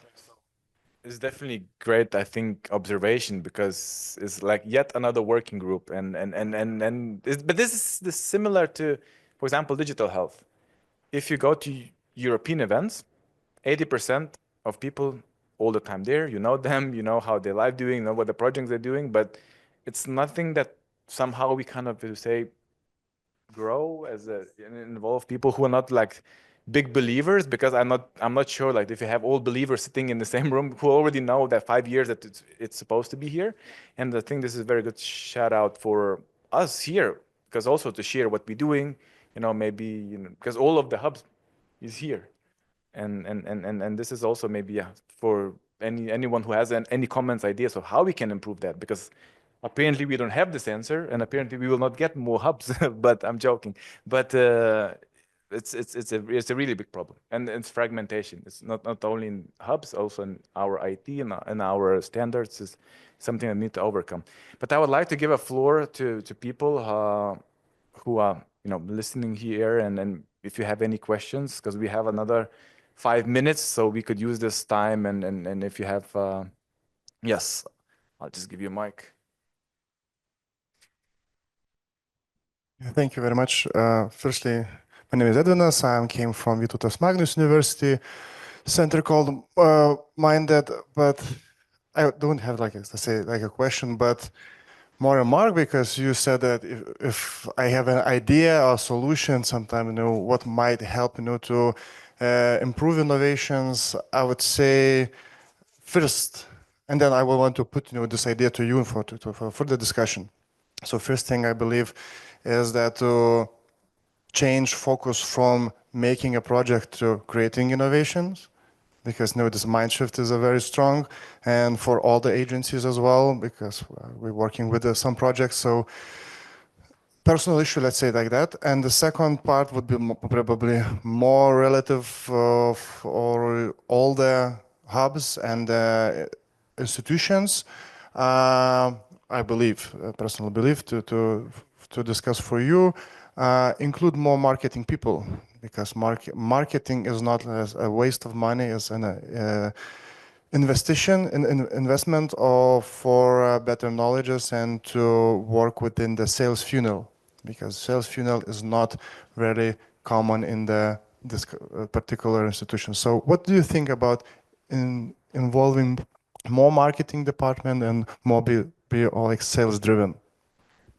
So this is a great question and a bit different twist to the discussion. So maybe I'll want all of our participants in the discussions to kind of just answer these two questions. One is like, should we focus more, as we maybe discussed a bit, on not the project itself, or let's use this money because it's available, but how we can use it like to purpose driven, and also how to include more marketing, and I would say maybe more social behavior science, behavior economics, because we forget this in healthcare, because healthcare is all about behavior, and we very good in selling ads, but we're not good in selling preventative healthcare, because we don't look at it as this, it should be kind of something as an ad. So what's your take on this? And then we will wrap up. Okay, let's start with me. Absolutely about the innovation, but not only on focusing on innovation, but focusing on the impact. So you will create innovation, and so what? Where does innovation will go? So what impact, economic, societal, technological, this innovation will have, and during what terms? Absolutely, but let's not forget the impact to the society. And that leads, in order to do that, you need science communicators, innovation communicators. I wouldn't say marketing, scientists and the researchers don't like to sell their ideas. I would say science communicators, knowledge transfer officers, that we rarely have it institutions. Maybe there's one person that covers 3 FTEs and loads of other duties. So knowledge transfer partnership officers who can go there and present, sell that idea and innovation that has been created. And obviously the communicating what we're doing to the wider audience through the scientific and innovation communication that, again, in Lithuania, that lags behind in comparison to other countries. Julius? Yeah, so I think all of us today here are basically the marketing departments of our institutions. We're sitting here to advertise our services. So of course we don't have they are not as big relative to the size of the institution as in, you know, private sector or something. But I think we're moving there, and we're getting some people who are responsible for these functions. And Paulus? Yeah, I totally agree with the colleagues. Focus on high impact projects, prioritize projects that align with your strategic goals and have a potential for significant return. I think it should be every project, not only Horizon, should be that goal for the organization. Okay, so thank you so much, all of the participants. We had a bit of a sneak peek into this kind of further discussion that we will have later on. So we'll have now 15 minutes break for a coffee, and then we'll come back quarter to, yes, and then we'll have a presentation about open innovation. We'll learn about the concept more, and we will work together in these groups just to try to identify these problems that we've been discussed a bit. Maybe we'll have another problems, and just we'll try to find a way how we can turn these problems in actual solutions, in a way of how through collaboration we can achieve better results. So thank you very much, and let's enjoy some coffee. Yeah. We will start with the presentation about open innovation. We will learn about, you know, strategic language, opportunities for our ecosystem, and how we can connect these dots. So we'll have a presentation by Professor Asta Punzienė. She is Director of Business Digital Transformation Research Center at Kaunas University of Technology, an affiliated scholar at University of California, Berkeley, Haas School of Business. So first, we will learn about the concepts, we will learn about the opportunities, we have a presentation, and then we will have this joint workshop where we'll be troubleshooting. This is called troubleshooting session, where we will work in the groups. So you all see that there are some names on the tables. These represent different stakeholders groups. So if you think that you would like to work with troubleshooting in any of these groups, please join them. It's not necessary that if you think that the group you're sitting now is not perfectly reflecting your interests, so you can move around and then we will work in the group. So before the group work, I will introduce a bit of the concepts, how we're going to work it.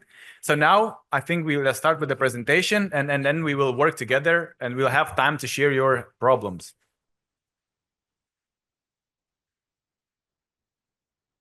So I believe it's still good morning. It's before 12. First of all, I really want to thank the organizers of this morning talks. I'm second time here and I really feel a nice vibe, right? If not Victoria, Ninga, and Antanas and other colleagues, we would not have this nice format of connecting to each other and talking. And what is the most important, that we have that nice mix between practical experience and initiatives we have in different institutions. And what I like as well, some theoretical discussions based on research activities that me personally is doing at Kaunas University's Technology, but as it was mentioned, UC Berkeley. First of all, I want to say that healthcare innovations, and especially digital healthcare innovations, that is my area, is very interdisciplinary. So we discussed with Aurelia during the break that you cannot approach digital healthcare innovations without, of course, healthcare specialists and a healthcare ecosystem. You cannot approach it without ICT. You cannot approach it without innovation management, strategy, entrepreneurship, and all other disciplines that are not mentioned. And also, if you take public health, it's also sociology and other disciplines that are not so clearly associated in many heads. And I remember one, just as a short joke, you know, while developing Horizon Europe project on cancer missions, partners asked, like, who in the consortium can serve for social sciences? So in that sense, yes, we need to include, but what are the social sciences in cancer research, right? So there is not clear understanding what disciplines are bringing in and how it might work, right? So today I have an aim with my presentation to discuss a bit of ecosystems, open innovation, but also provide some examples on how open innovation can become a framework for collaborating across the borders of organizations in pharma as an example and digital healthcare startups as an example. So first of all, what I want to say that ecosystem, what we all mentioned, at least when I was sitting and listening to the presentations, is a very general word. And we have ecosystems for everything, right? We have ecosystem for innovation, for artificial intelligence, for platform, for healthcare, for entrepreneurship. So usually ecosystems goes around different levels, like starting with technology product, but also going to geographical area, everything that defines certain community, if you might say so.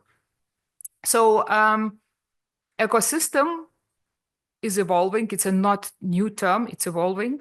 And it's starting as affiliation, defining affiliation among certain actors. And an example, I was thinking about small bakery, you know, and for small bakery to bake a bread, you need to have flour, milk, butter. So you have suppliers, right? You have to sell to the customers. You know each other, you know your suppliers, maybe for several generations, you know your customers, especially in a small town, maybe for some generations. So you have ecosystem, right? But recently we're talking about ecosystem as a structure. So in that sense, it's a certain configuration of relationships that produces higher added value, right? So it's not just that I need something, I get, I need to sell, I sell. This is a community. Of course, it's ecosystem, but it's based on natural value chain activities. Ecosystem as a structure is interesting because as a bakery, as an owner of a bakery, I start to think, so, okay, my bread is like, I don't know, these days bread are very expensive. So it should be like 4 euros, a small bun, right? Or small piece of bread. But if I want to sell the same bread for 20 euros, what I should do, right? So if I can see a certain collaboration, and so to say, co-creating value and co-capturing value with other partners, for example, Fusion or Michelin restaurant, right? Now we have it in Vilnius, sorry, but we will have it in Kaunas as well.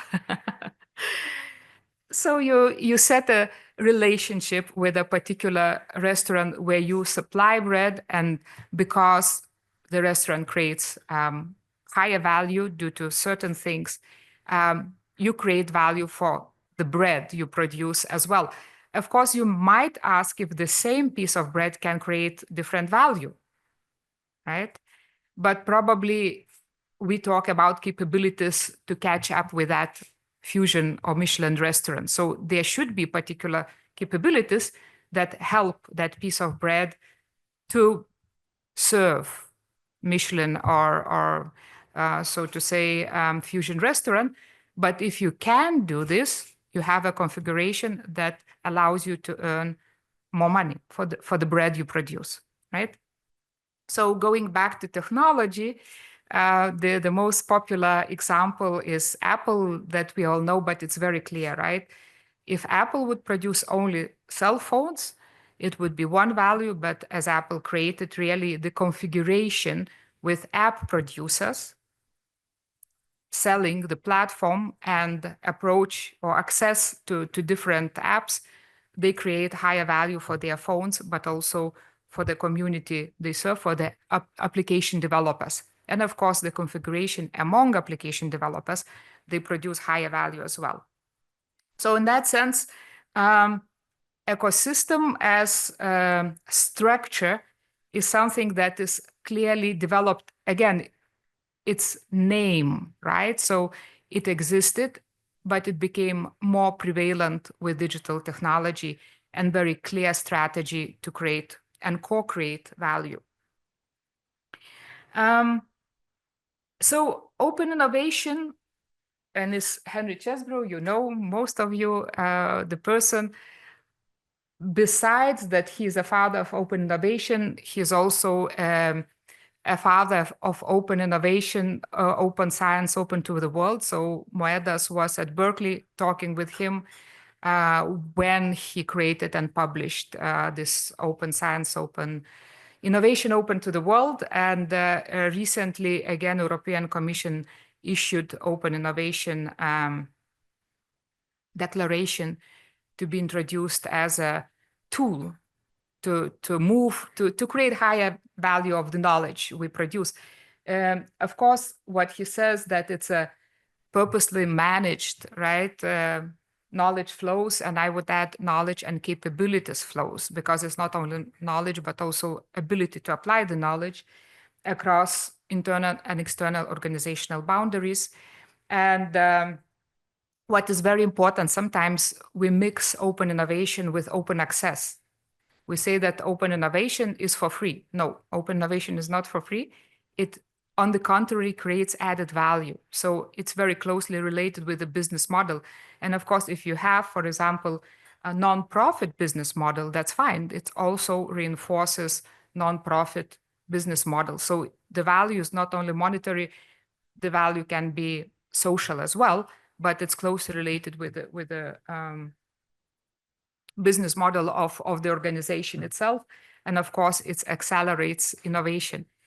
What was interesting, the discussion on how many hubs we can have.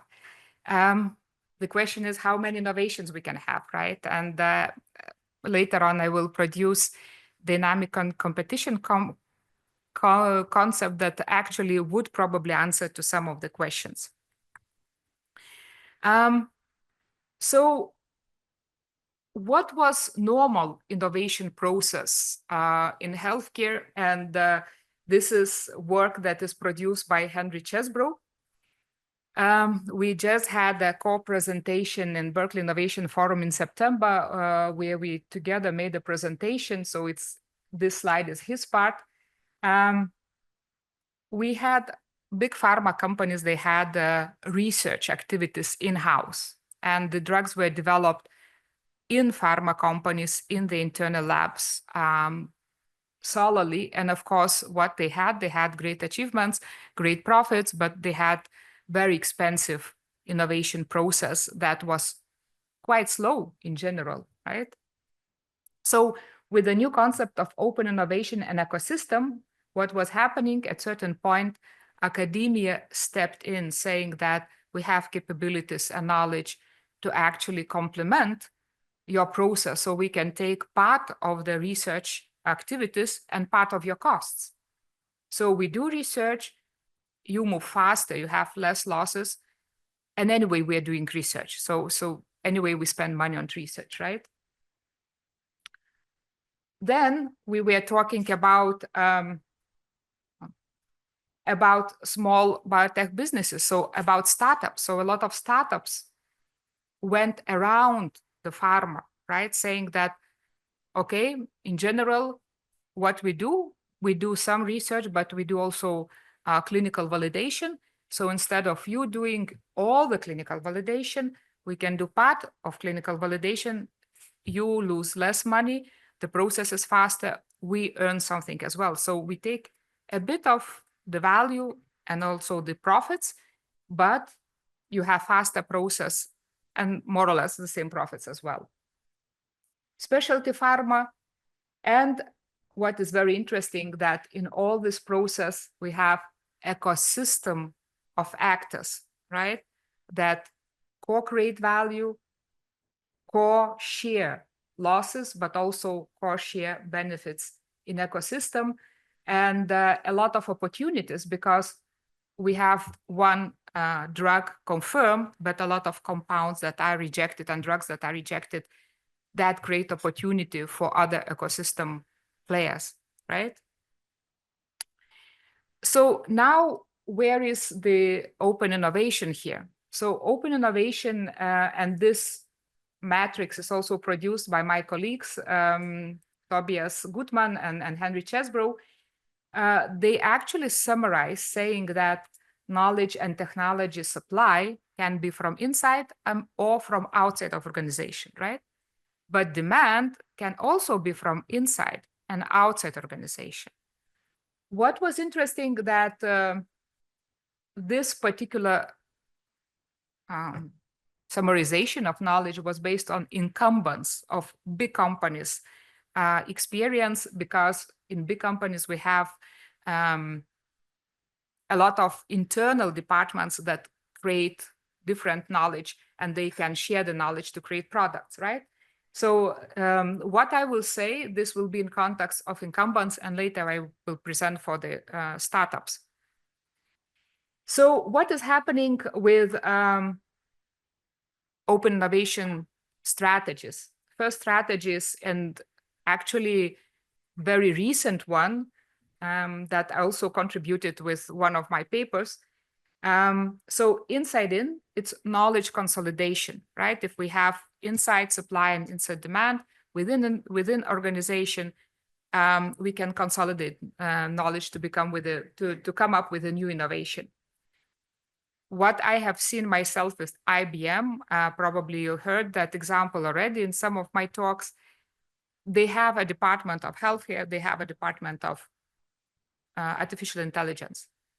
What was interesting, that artificial intelligence for healthcare, they were buying from outside of IBM instead of using IBM knowledge and expertise from their own unit, right?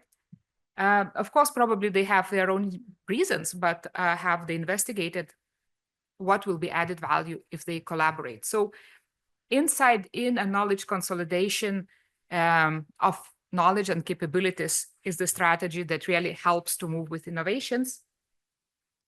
The other strategies inside in, when you have surplus of the innovations, as we were talking, that one compound is confirmed, a lot of compounds are rejected, right?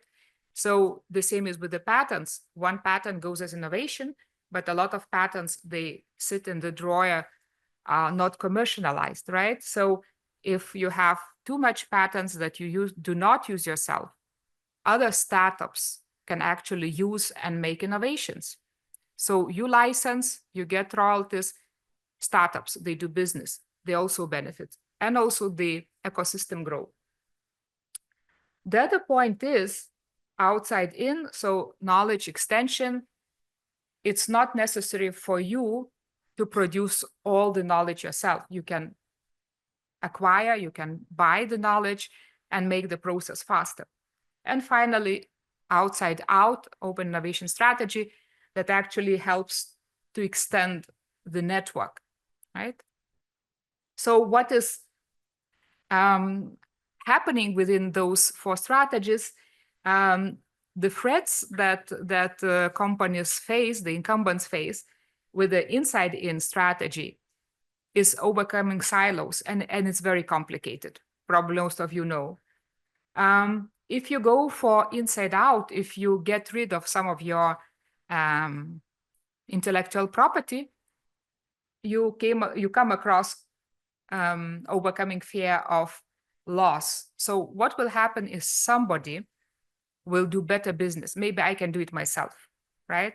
So if I sell that intellectual property, but the other startup, for example, takes it and becomes a unicorn and produce billions, I will lose a huge opportunity, right? Maybe I should take everything for myself and not sell anything, right? Then we go with outside in.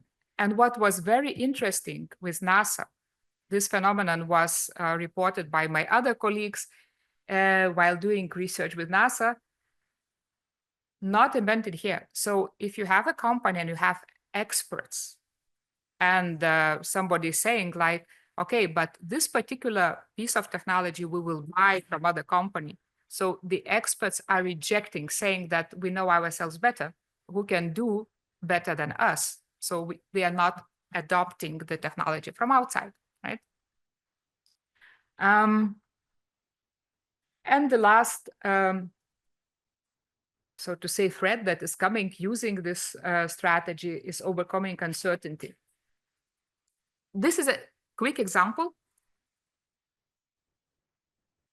It's quite a busy scheme, but if you will follow those 4 strategies, inside in, inside out, outside in, and outside out, you can see that, for example, pharma companies, they really go for those open innovation strategies to create added value. If you see Roche and Genentech, so Roche actually merged with Genentech because Genentech is good in R&D, in research, and Roche is good in commercializing drugs, right? So being together, vertically integrating, they control the whole value chain. Also, they use the competences. They have Genentech for research, and of course, business competences for Roche. As a merger, they actually create higher value, and the company valuation is high as well. The other example, inside out, Lilly, they had actually a drug, daptomycin, that actually was not that successful and had a lot of threats, especially for clinical validations. And what they did, they sold the drug to Cubist, a small pharmacy company. And they, through validating clinically daptomycin again, but with different dosages, they came with Cubicin. And the value of the drug went up. So on one hand, Cubist, they earned on the new drug. Lilly, they earned on the royalties they received through licensing the drug. Okay, so what examples show that overcoming fear of loss both benefits. Yeah? You could say like Lilly could do it themselves, yes, but then they would spend more money. They will need to invest more money, and they will not have time and money to invest in other projects, right? So concerning other projects, we can see outside in. So meanwhile, Lilly was licensing from Genentech the DNA technology for insulin, right? And in that sense, they made a huge business selling the insulin and still kept their position as a leaders in the insulin market. Right? So they gave up something for Cubist. Of course, they still received quite a number of millions of euros for license, but they invested in insulin, new technologies developed by Genentech, by biotechnology tools. And here they significantly increased their profits, but also their position in the market. And finally, if we take outside out, we have a lot of startups in the ecosystem that are not directly in relationship, commercial relationship right now, but they are maturing the market. So at certain point, they can become valuable asset in collaboration as it was shown through inside in, inside out, and outside in strategies. I will not explain this framework again, but concerning digital healthcare startups, it's very similar, but it has certain aspects, different aspects. Why? Because incumbents are big, they have a lot of resources, they can combine and recombine knowledge and capabilities. Concerning digital healthcare startups, platform organizations, they're quite small. And I would say they are much more consolidated product or service than incumbents that produce a lot of different business lines inside themselves. So what is happening with digital healthcare startups? They have inside in open innovation strategy for really merging the knowledge. They do not have silos inside, but they need to find knowledge outside. So the startups are merging among themselves. Inside out, as a digital startup, you can become a complement yourself in sense of really selling out intellectual property. You sell out platform that you develop that actually helps to create market and create added value as a value proposition. Outside in, knowledge acquisition, and sometimes, yes, as a growing startup, as a unicorn, at a certain point, you need to start acting close to incumbents. And of course, ecosystem maturation. The obstacles digital healthcare startups come with is overcoming deficit when you're looking into the inside in open innovation strategy, overcoming fear of death, because if you sell out your platform, you can disappear as a company from the market. As outside in is overcoming envelopment, and envelopment, I don't know if you came across this term, but it's very popular with platform technologies that you start as a partner, but at certain point you take over the business of the partner, right? For example, if you see Apple, right? Again, you have Apple Health. At the beginning, they collaborated with a lot of app developers in health. Also, they collaborated with other producers, but now they are taking over a lot of functionality that other health applications provide. Also, they become a very strong competitors for Fitbit and other specialized technology in health producers. And of course, overcoming complexity, because how many hubs, how many platforms, how many applications? It's a lot. I mean, it's a lot. If you see how many healthcare and different other startups, it's a cloud, it's a lot. But what is very interesting that actually this is like a pool where the winners are growing, right? So it's a base for competition. It's a base of really making our innovations better. It's competition by innovation. So in that sense, if in industrial economics, we are competing more or less at the same product. If we sell shoes, I have black shoes, you have black shoes, right? So maybe my black shoes has better design, so it's more expensive. Maybe my shoes are water resistant, it's more expensive. But now I have shoes, and you come up with shoesless solution for the same purpose, right? And you are better because just people like new things, for example, right? So the more different ideas are tried out as a startup, as a ecosystem member, the better is possibility for really good solution to come up and be strong and vital to become a global business, right? And I have to say, United States are very good at that.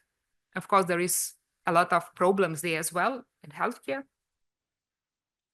mainly because we had a discussion in World Open Innovation Forum. We had a panel discussing why Europe and United States are both very good, right? And they both have strong knowledge.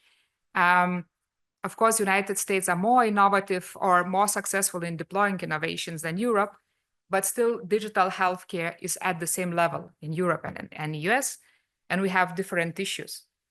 We're over-regulated, and US is much more proprietary than it should be. So that sharing is a bit restricted. But just giving short examples for startup open innovation strategies, applications. For example, if we take Ginger and HealthSpace, they are both digital healthcare unicorns. We did another research on unicorns. That's why it's examples for the unicorns, right? But it was very interesting solution. Ginger is very prominent business in mental health, digital services for mental health. And HeadSpace, we are specializing in wellness, in meditation, in more, so to say, mental health support provision. By coming together and saying, okay, you are unicorn, I'm unicorn, so why we need to merge? But looking in the future, looking for more holistic value proposition for the patients, for the customers, they expanded their value proposition by merging. And of course, their valuation become high in the market. It went over 3 billion euros at that point, and it's increasing.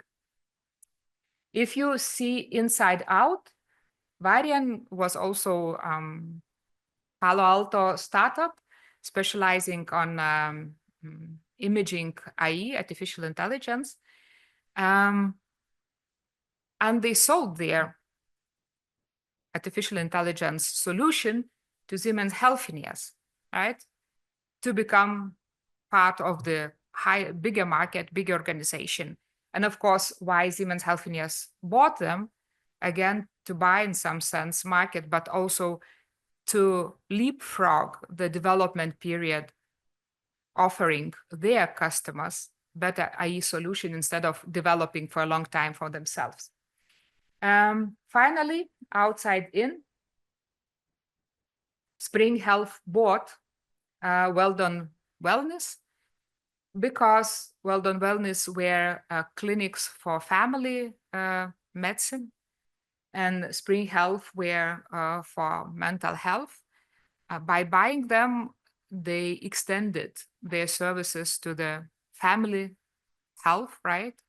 And also they have now a hybrid solution, not only digital, but also physical, approaching families and different clients that they had before.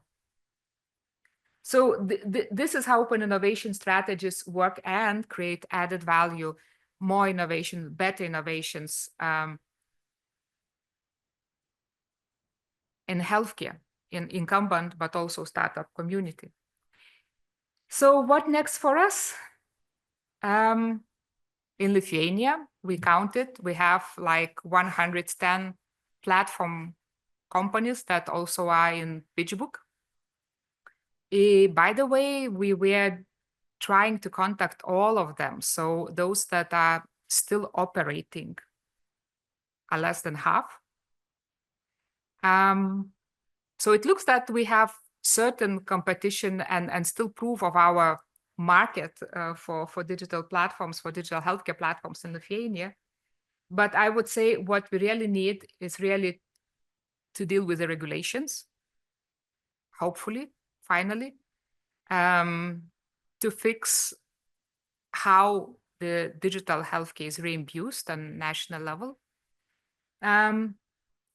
Due to the very early stage of ecosystem development, I still say it's early stage in comparison, we have very tunneled value propositions. So we have startups that really offer very focused value proposition for the patients.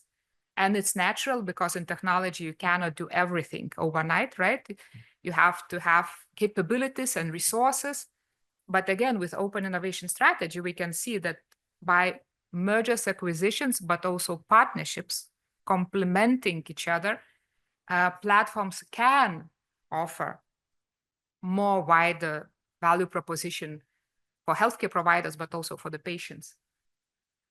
And of course, as I said, as it's a small startups, they lack human and other resources, but human resources, I would say it's something that really matters, also because of that interdisciplinary nature. Because to find engineers or to find innovation managers that would be able to talk among themselves, right? This is a rare case in general. So opportunities that we have, nearly I already told them, right? So mergers, acquisitions, inside in, finding complementers, outside in, becoming complementers, or outside out, outside in, becoming complementers, inside out, and of course supporting all that growing, what also we heard this morning, all the incubators and startups that are emerging.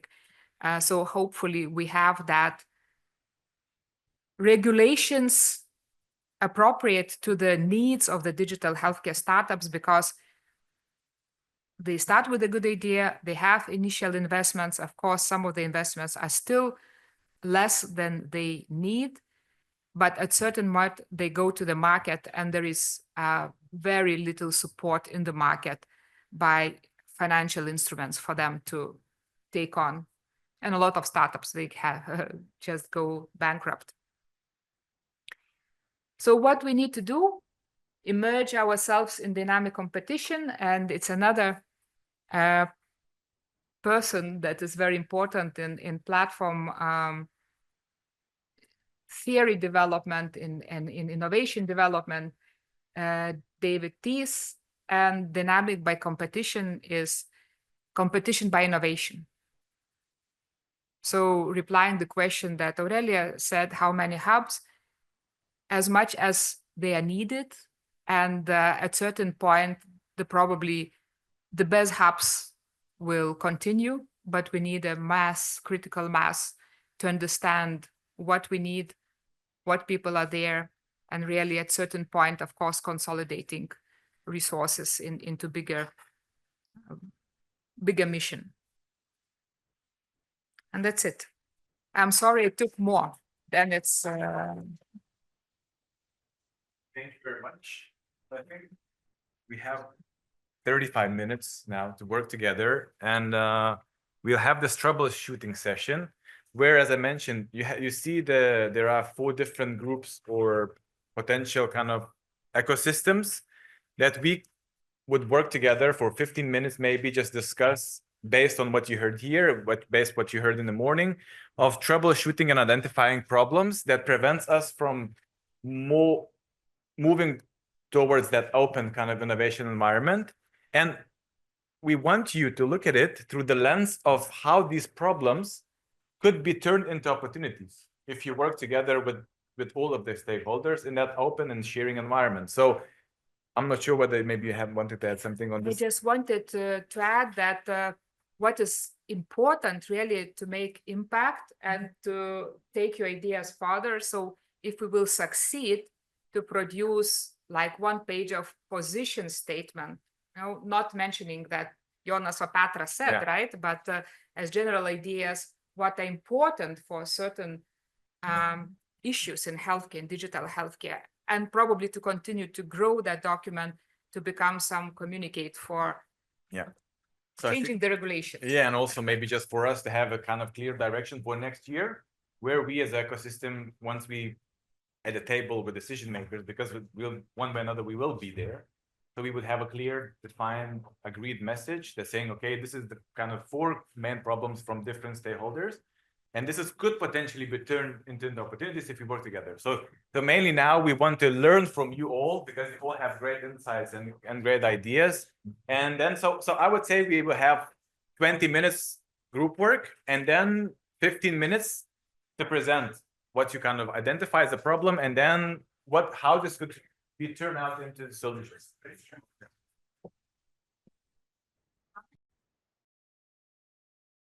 Stay at the tables, and then we'll use the mic, and each group can present their core problem that they've been discussing to the other group, and just to think how this could be turned into opportunity actually, and how this could serve as a chance for us to kind of be better ecosystem that is based on open innovation. So I'll start from the data group, and then we also have 5th group. There are 3 people online that they also worked on their own advice. So we have 15 minutes. So I would say 3 minutes maximum per group. Just try to be like very targeted. So I'm not sure who's present, but yeah. I feel I should not be presenting this having Julius with us, but basically we were discussing that the main threats are the system or the hospitals not talking to each other. Basically the e-health not being under the Ministry of Health as well, not allowing colleagues such as him to be working on it. So at the end, there are plenty of stakeholders which are not really interconnected, making the task more difficult. And as well, the opportunity would be to make this connection between the hospitals with e-health and also align on the main, instead of having free text, to maybe align on which are the key takeaways from the doctors, etc., to have an easier way of accessing the data, and that will allow also the state data agency to be using this data for statistics, for different things. Maybe I left something, so if you want to add something. Thanks a lot, and I think this is very, very great observation, and this is what, from healthcare provider perspective, is definitely what's the core goal for us. Maybe it's not like official yet, but like internally, we really kind of think, how we as a hospital could show a bit of a example of how this should be working. So let's hope maybe even without asks for a government and stuff, we can make a lead by example. So yeah, so now let's focus on a healthcare providers group, and yeah. Okay, so we were talking about the family doctors institution and about ambulatory services, and we analyzed that there are the problem from data about the patient's situation, about the patient's health, and we not found, but some idea that there are some examples, some tryings to monitor the patients, but the systems, the tools which are used usually gets a patient in a very not nice situation and sometimes triggering them. And for this reason, they don't want to use that someone is monitoring them. So maybe some startups or someone will find some solution that it would be easier and not triggering when the doctor is getting the information about the patient. So it was such a discussion. This is a very timely discussion, and this is what also the leading countries facing. And I think just to add on your opportunity observation that there is a great opportunity with our new reform as Lithuania. We're doing integrated healthcare reform, which is structured fund from EU, which is 700 million. And we're still not talking about how we integrate on IT level. And there is a great example of One London, where London managed, as a city, 9 million people, managed to integrate primary and social care within 6 months. And there are solutions already. So I think us putting on the political agenda idea of integration is not only putting two buildings closer or putting people like in the same network without integrating them through IT. It should be done not only in startup level, but at governmental level. And this is where we should advocate. So let's talk about patients, because they are also an integral part of all these discussions. Yeah, thank you very much. As a patients, we discussed a few questions. So firstly, to elaborate with the previous group that spoke, data and monetizing was one of the main issues, and data that we would not like to share about ourselves for the digital startups. But the doctors probably it's okay, but with the startups not, because it became very say easy accessible, and it's hard to know for us to see where it's used. Then monetization after the time when you get used to the new app or gadget that gathers information, and then the company is asked relevant amount of money. So this is one of the problem. And from both of these issues, let's say opportunities or issues, it's hard for a patient to decide which platform to use, because because there's so many of them, and there's one super app or program that can lead to the needs of the patient, and the patients, tend to have different needs. So this is the question, and then we address the Apple versus Android users, because Apple users have more tendency to give away their data and to to believe that Apple will take care of them more than Android users, and Android users are more skeptical about data and monetizing, because they would like to keep themselves in control. This is what we discussed, and it's a subjective opinion. And for the opportunities, we see that regarding for monetization of the platforms, EU could address this question, or the different countries regarding, because we all pay social fees, and healthcare fees to the governments, and maybe there might be a distinctive percent that contributes to the gadgets, for gathering the useful information for doctors from the smartwatches, smart rings, and so on, etc. So like that. So just to double check, so the opportunity is more or less to charge companies for using the data, or? Opportunity is for governments to reimburse them, to pay for the companies for apps that people that are using the gadgets, for example, smartwatches that have EKG, they have a BPM measure and so on, that they can still fulfill investor needs, but the general public can use it for free, and then we can have like a social integrity. So I think this is something that been even morning talks in other countries on DIGA example. Germany, they have their reimbursement model for healthcare apps.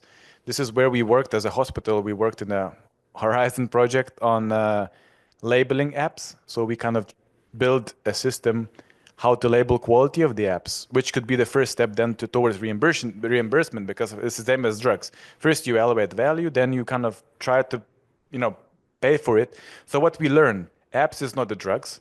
So same thing doesn't, same assessment doesn't apply. And you need to, and another problem is that countries, they don't want to get in. So it's very hard. Once you have even better option of assessing quality, it's still very hard to get them into policy making. So that's why let's move to regulation group and what you discussed and what's your findings. I'm not sure who will. Okay, so the question is policy and regulation. So we started from talking about a digital startup. We started from that point that national healthcare systems are not open to collaborating with digital health startups, and that is a problem on the validation and on the testing phase, and later on the national health reimbursement phase as well, as you mentioned. So that is why our consideration is that at EU level legislation, for example, an EU direction or something similar, should be relevant to manage this situation. And the first is, the question mark is that how EU policymakers can be influenced to step forward to an EU legislation. And maybe organizations like EIT Health and EIC or other organizations can make a common platform and force this regulation change. And the new regulation should focus on topics, for example, testing, validation, reimbursement, and it is very important. I just add what you mentioned, that labeling digital apps. For example, that is a important segment of this new law as well. And overall, what we found important, trust, the question of trust. Because we evaluated that national and EU level stakeholders don't really trust in startups. And this trust should be influenced. And for that, events where decision makers, policy makers can meet startups would be important to organize, and trainings for policy makers and so on and so on.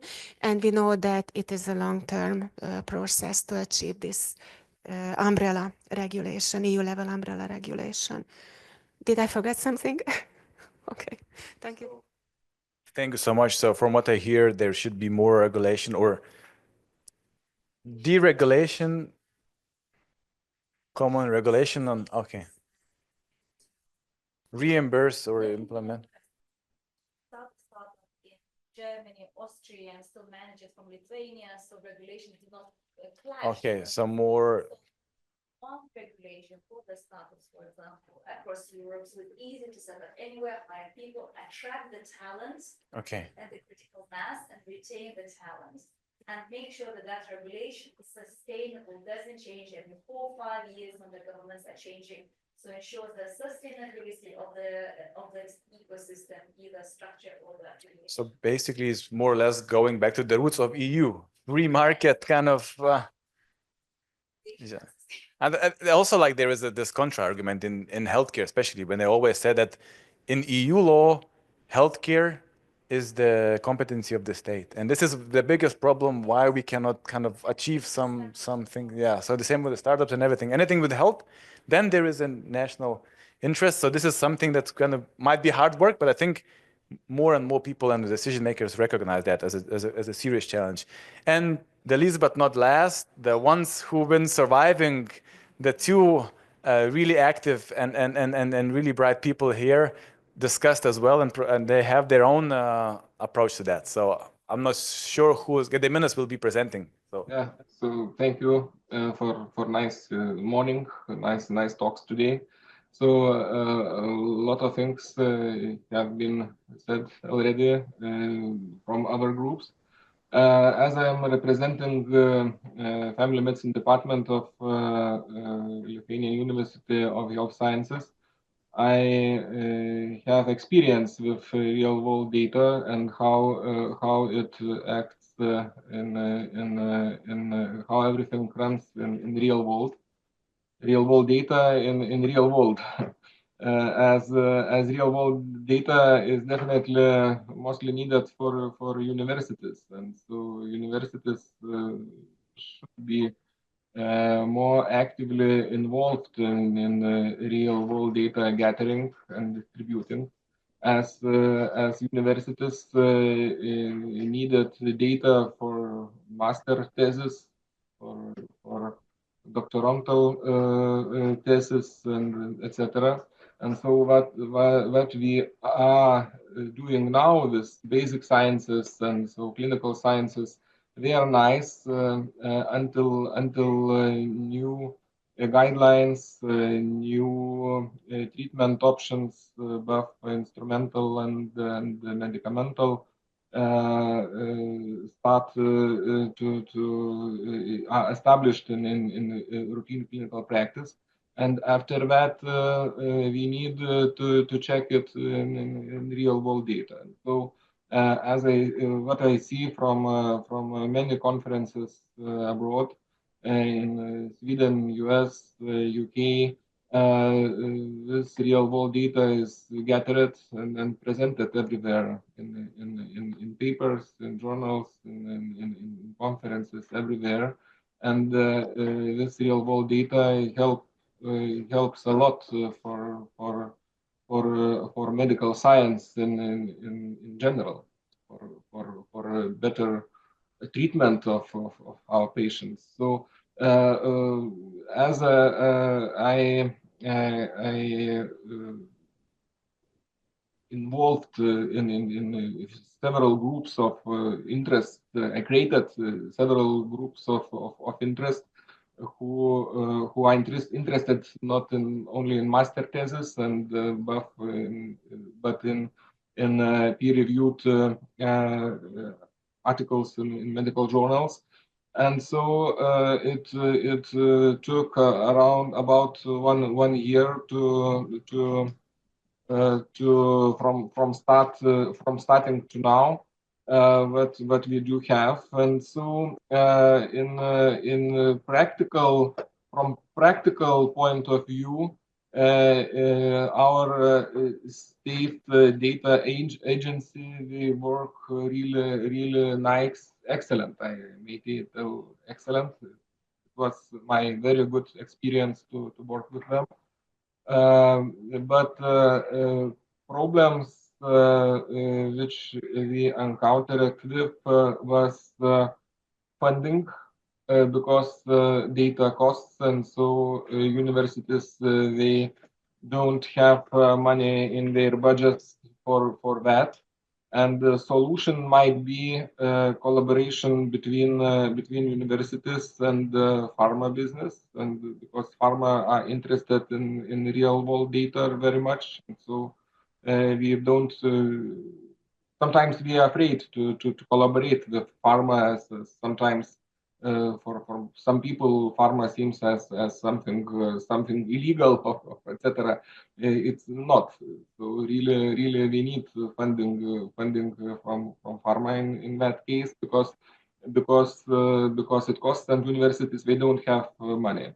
Another problem was point of view from some older generation academia in university, for whom real world data gathering and publishing seems too easy way to write master thesis or publication. It's not so easy to create idea and to manage everything from idea to publication. It's not so easy. So thank you so much. So from what I hear is collaboration with industry as well. It can empower us into kind of using that data. Yeah. Because there's one hand, we have industry, academia who has clinical knowledge, who has ideas of how the data could be kind of used. And then we also have another hand, industry, who's also interested in the same things, but maybe their approach is a bit different. Because we all industry, academia, physicians, we are working for our patients because patients, they pay taxes. Yeah. They pay taxes and they need better treatment. And the real world data may tell us which treatment is better and which instruments work, which not. So real world data is limited because we need to know what we need to gather, what we need to extract from real world data. So real world data never change clinical research. So because clinical trials, clinical research, we found things which are unexpected. So in real world data, we need to know what we want to gather, which data. But it in nowadays, so it definitely needed, and definitely needed here in Lithuania at our country. So it's unmet need here. So thank you so much. And I think this is also what we need to write down for like open the real world data. So this is all, I think somehow it resonates with your idea of this better integration, because what I now come up more and more with understanding that if we focus on primary health data and collecting it in the right way, the secondary one, the real world evidence, will be just a really, really nice out product. But the focus should be kind of how we kind of use primary data in empowering our clinicians, empowering our patients, and improving our healthcare. And I think this is everything was said here. So we need to focus on data standards of real world evidence. Then we need to integrate our patients more into IT systems and to be able to control their systems and their data, and how we kind of have a better overview of our patients. It's only through IT. Then we have, patient's perspective. They want to be more, they want these technologies and they want these to be reimbursed and also assessed. They want to use safe technologies because 400,000 apps now, which one I choose? So we need to kind of have a clear app store for a country or assessment scheme. And also we need more free market or in Europe, which is basically was built to be open market for business. So I think on that note, I would like just to thank you everyone that spent this lovely morning with beginning of afternoon with us and gave a lot of insights. So once again, thank you so much, and can't wait for another morning talks and see you all next spring, I guess, or okay. So yeah, thank you so much. So we can still spend some time for networking or have some food, and thank you so much.